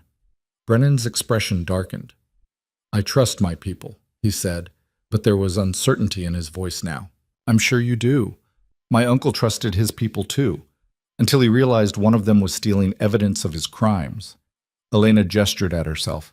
"Trust isn't enough, not when you're fighting corruption this deep." Brennan was quiet for a long moment. Then he turned to Morris. "Double the guard on the evidence room. No one goes in or out without my direct authorization, and I want the documents copied, multiple sets, distributed to different locations. If someone tries to destroy the originals, we'll have backups. Sir? Morris saluted and left. Brennan looked back at Elena and Hale. You've made enemies of powerful people. You understand that doesn't end even if we win tomorrow? We understand, Hale said. Your marriage, the false one. I could charge you with fraud, obstruction, making false statements to federal officers. Elena's breath caught. She'd been so focused on her uncle, on Kane, she hadn't considered that their lie might have legal consequences beyond just buying time. But I'm not going to, Brennan continued, because frankly, that lie probably saved your life. And more importantly, it brought me evidence of corruption I might never have discovered otherwise. He paused. However, for the tribunal to work, for your testimony to carry weight, we need to address it, publicly. No more deception. You want us to admit we lied, Elena said. I want you to tell the truth. All of it. Your uncle's crimes, your flight, Hale's decision to help you. Let people see the desperation that drove you to that choice. It'll humanize you, make your testimony more credible, not less. Hale and Elena exchanged a glance. The truth meant exposing everything. His past as a deputy marshal, the shooting, the reasons he'd been hiding. It meant vulnerability in front of a crowd that might not be sympathetic. Okay, Elena said. We'll tell the truth. All of it? Hale nodded slowly. All of it. Good. Get some rest. Dawn comes early and you're going to need to be sharp. Brennan moved toward the door, then stopped. For what it's worth, what you've done, gathering this evidence, standing up to corruption, even when it meant risking everything, that takes courage most people don't have. Whatever happens tomorrow, you should know that. After he left, Elena and Hale returned to their room. Sleep seemed impossible now, with dawn approaching and the weight of what was coming pressing down. You don't have to do this, Elena said quietly. Tell everyone about your past. You could leave right now, disappear before they connect Rowan Hale to whoever you were before. No, Hale said. I couldn't. Why not? This isn't your fight. You don't owe me anything. Hale turned from the window, met her eyes. You're wrong. I owe you everything. You gave me a reason to stop hiding, to actually stand for something instead of just existing. He paused. I spent 2 years in that cabin telling myself I was safe because I was invisible. But I wasn't safe. I was just dead in a different way. You changed that. Elena felt something shift in her chest, some emotion she didn't have a name for. We might lose tomorrow. Voss might have enough influence to make this all go away. Then we lose. But at least we fought. The simplicity of it was almost painful. At least we fought. As if that was enough, as if trying mattered even when the outcome was uncertain. Maybe it did. Dawn came cold and gray, the sky threatening rain that held off out of spite. The town square had been transformed overnight. A raised platform erected in the center, chairs arranged in rows, soldiers positioned at every exit. People were already gathering, drawn by the promise of spectacle, or maybe just the instinct that something important was happening. Elena stood at the edge of the square, watching the crowd grow. Shopkeepers and ranchers, women with children, old men who'd seen everything, and young ones who thought they had. Faces curious, suspicious, hungry for drama. And riding into town from the east, a column of horsemen. Her uncle at the front, immaculate in a tailored suit that probably cost more than most of these people made in a year. Beside him, lawyers with expensive cases. Behind him, armed men who might be ranch hands or might be hired guns, hard to tell the difference. Kane was there too, flanking the group with his marshals, his expression unreadable. They dismounted in front of the territorial office. Thomas Voss moved with the confidence of a man who'd never lost a fight that mattered, who believed power was something you accumulated and wielded like a weapon. He saw Elena across the square, smiled.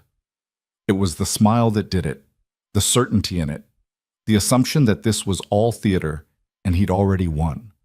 Elena felt something harden in her chest, crystallize into determination that was beyond fear or doubt.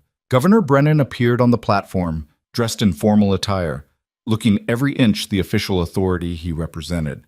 His voice carried across the square. This tribunal is now in session. We're here to review allegations of land fraud, corruption, and murder spanning multiple years and affecting dozens of families across this territory. He paused. The evidence will be presented publicly. All testimony will be given under oath, and the proceedings will be recorded for submission to federal prosecutors. Thomas Voss stepped forward, his lawyers beside him. Governor, this is highly irregular. My client hasn't been formally charged with any crime. This proceeding has no legal standing. Your client stands accused of systematic criminal activity by multiple witnesses with documentary evidence to support their claims. This tribunal will determine whether formal charges are warranted. Brennan's voice was steel. Unless you're refusing to participate, that's your right, though I imagine it would look suspicious. Voss's smile didn't waver, but his eyes went cold. We'll participate, and we'll demonstrate that these allegations are baseless attacks orchestrated by a disturbed young woman with a grudge. Then let's begin. Brennan gestured to Elena. Miss Voss, please take the stand. Elena climbed onto the platform, acutely aware of every eye on her. The crowd had grown to hundreds, half the town, maybe more. She'd never spoken in front of this many people, never had to carry the weight of testimony that might change everything or nothing depending on how convincing she was. Brennan administered the oath. Elena swore to tell the truth, feeling the irony of it after weeks of living a lie. Tell us how this began, Brennan said. So she did.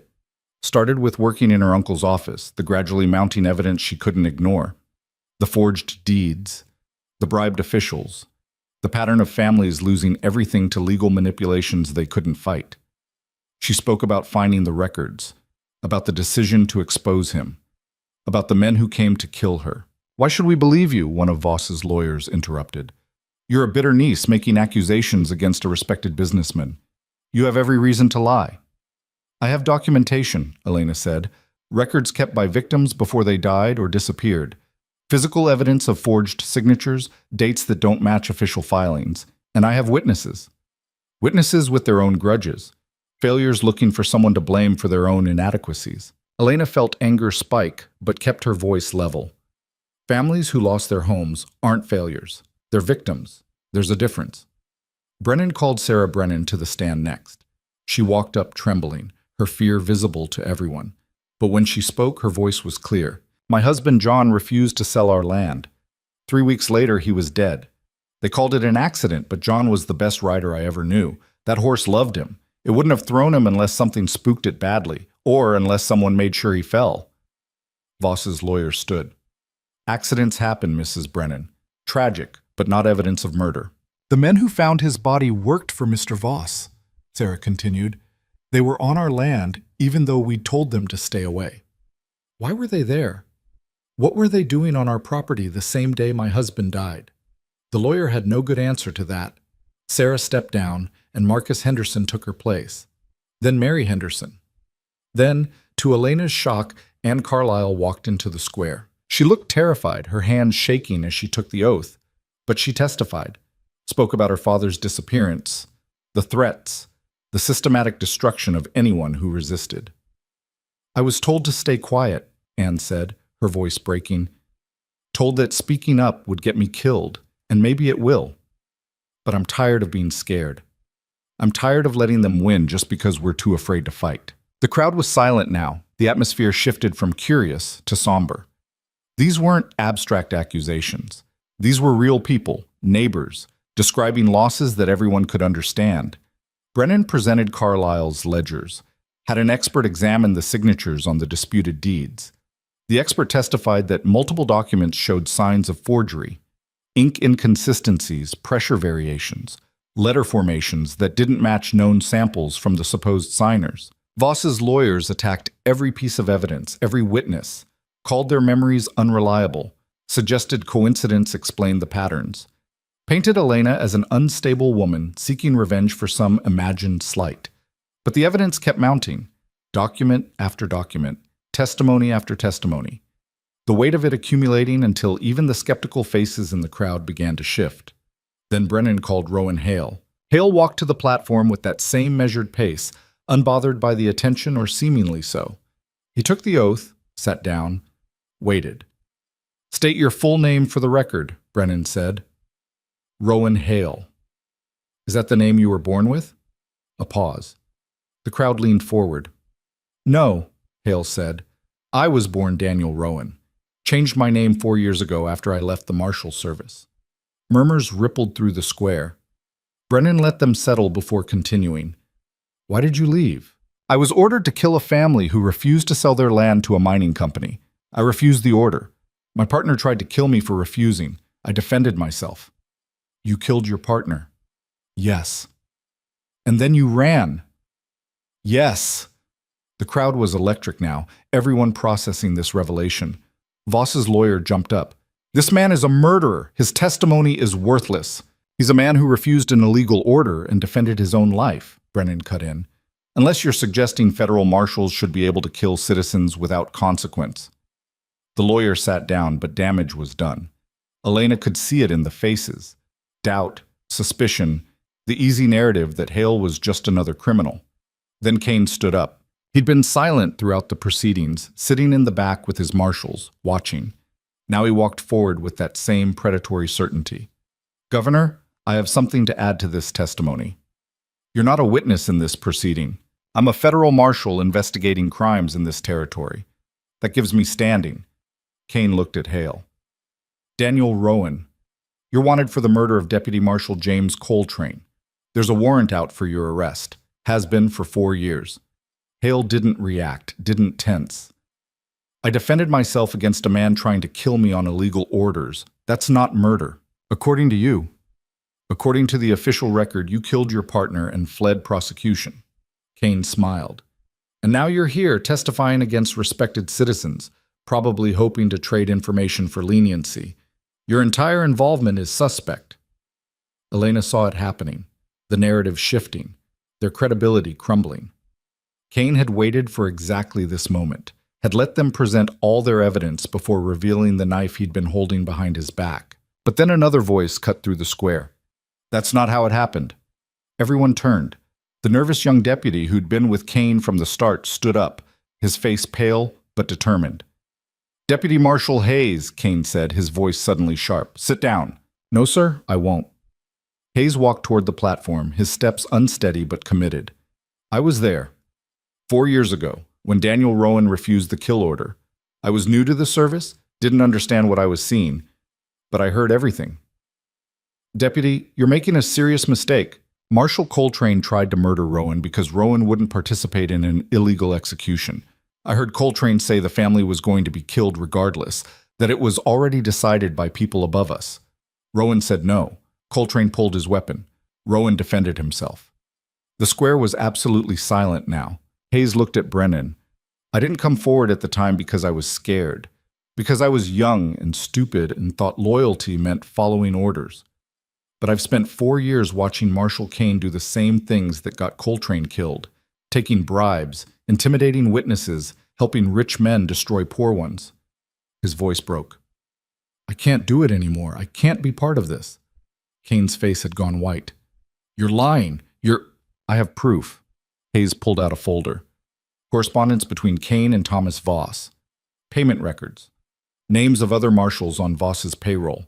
I've been keeping copies for months, just in case I ever had the guts to use them. He handed the folder to Brennan, who opened it, began reading. His expression hardened with each page. Thomas Voss finally lost his composure.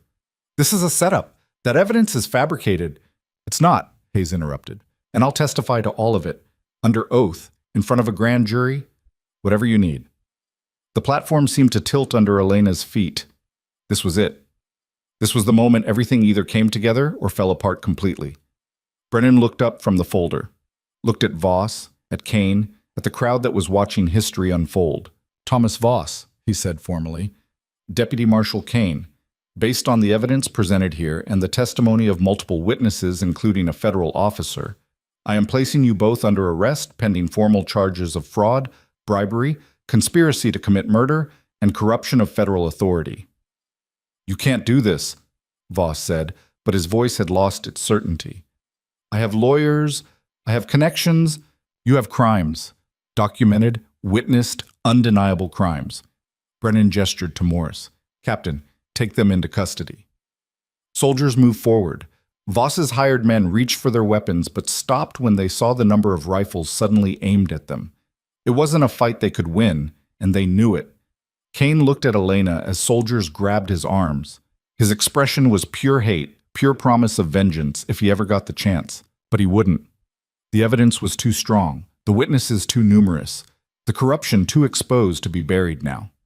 Elena watched her uncle being led away in chains, this man who'd seemed untouchable, who destroyed lives with casual indifference. He looked smaller somehow, just a man, just a criminal finally facing consequences. The crowd erupted, some cheering, some stunned, some arguing about what they'd just witnessed. Brennan called for order, announced that formal proceedings would continue, that everyone implicated would face justice. But Elena barely heard it.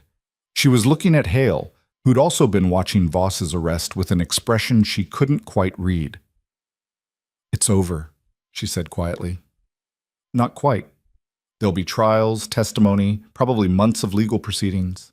But the main thing, the corruption, it's exposed. It can't hide anymore." Hale nodded slowly. "Yeah, it is." They stood there on the platform as chaos swirled around them. Two people who'd started this journey as strangers bound by a desperate lie and ended it as something else. Partners, maybe? Or just two broken people who'd managed to fix something by breaking it open. The trials took 3 months.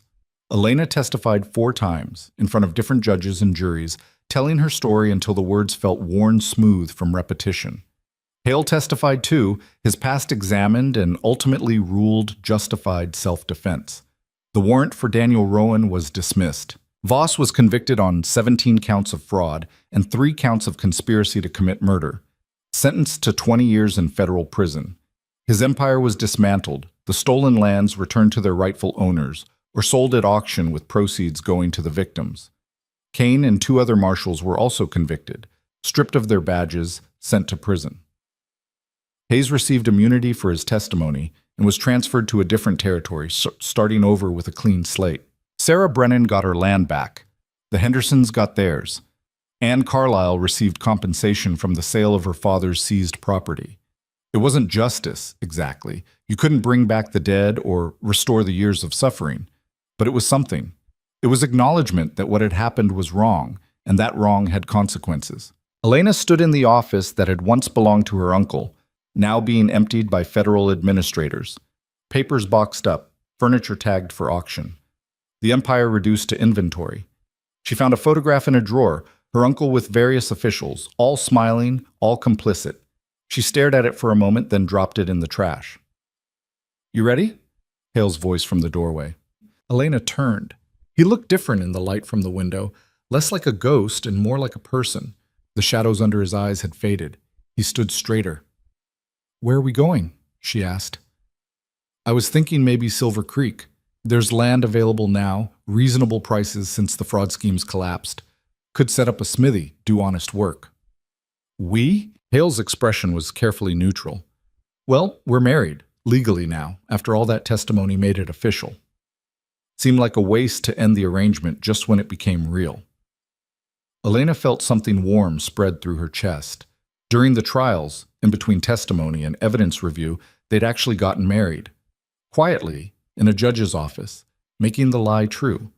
Not because they had to anymore, but because somewhere along the way it had stopped feeling like pretending. "A smithy in Silver Creek," she said. "That's your plan?" "Part of it. Figured you might have ideas for the other parts. You're good with organization, documentation, could be useful in all kinds of businesses." "I was thinking maybe something involving land rights, helping people who get caught in legal tangles navigate the system." "That works too." Hale paused. "Or we could do something completely different. Point is, we get to choose now.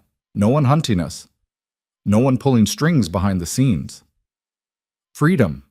That's what he was offering. Not freedom from responsibility or difficulty. Life would still be hard, probably harder in some ways. But freedom to build something honest, something chosen. "Okay," Elena said. "Silver Creek, a smithy, and maybe an office. A life."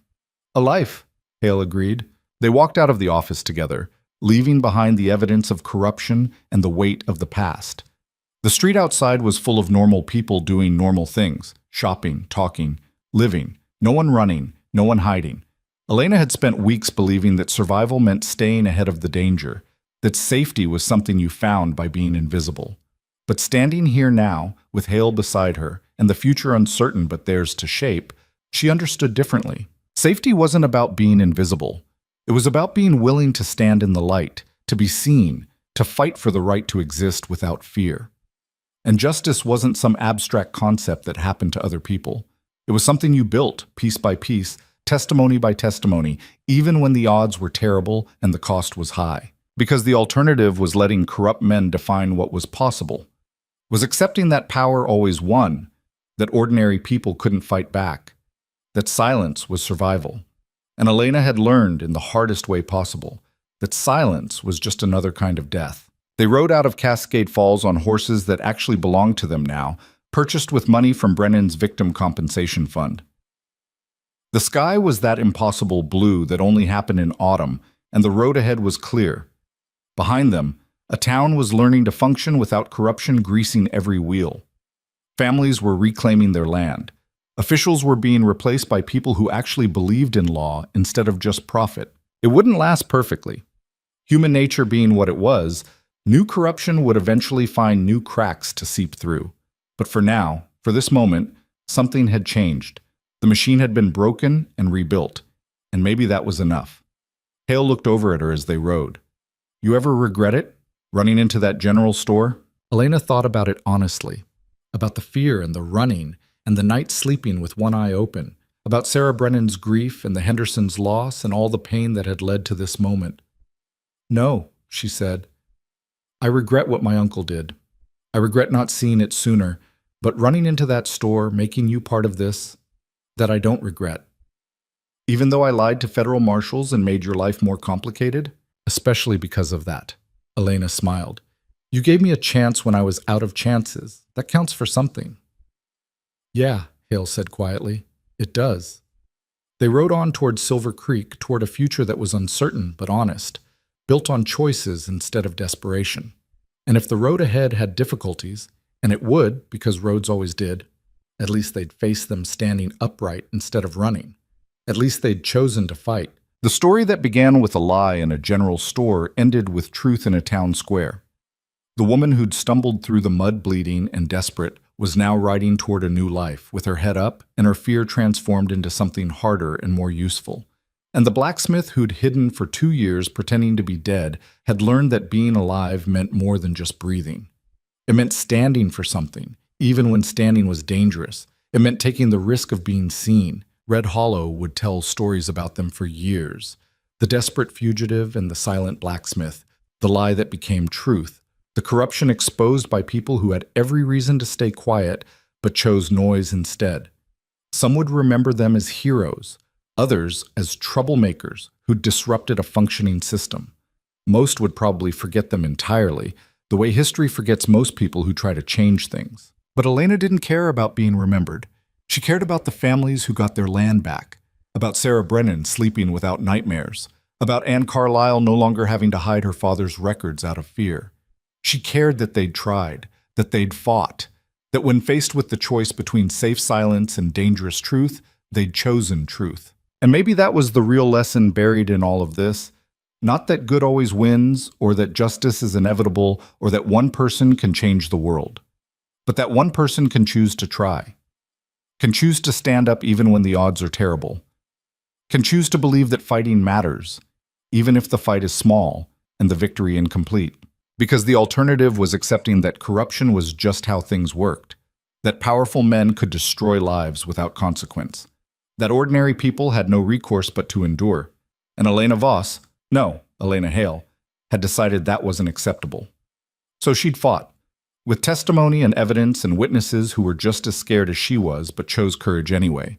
With the help of a man who'd been hiding from his own past until she gave him a reason to stop.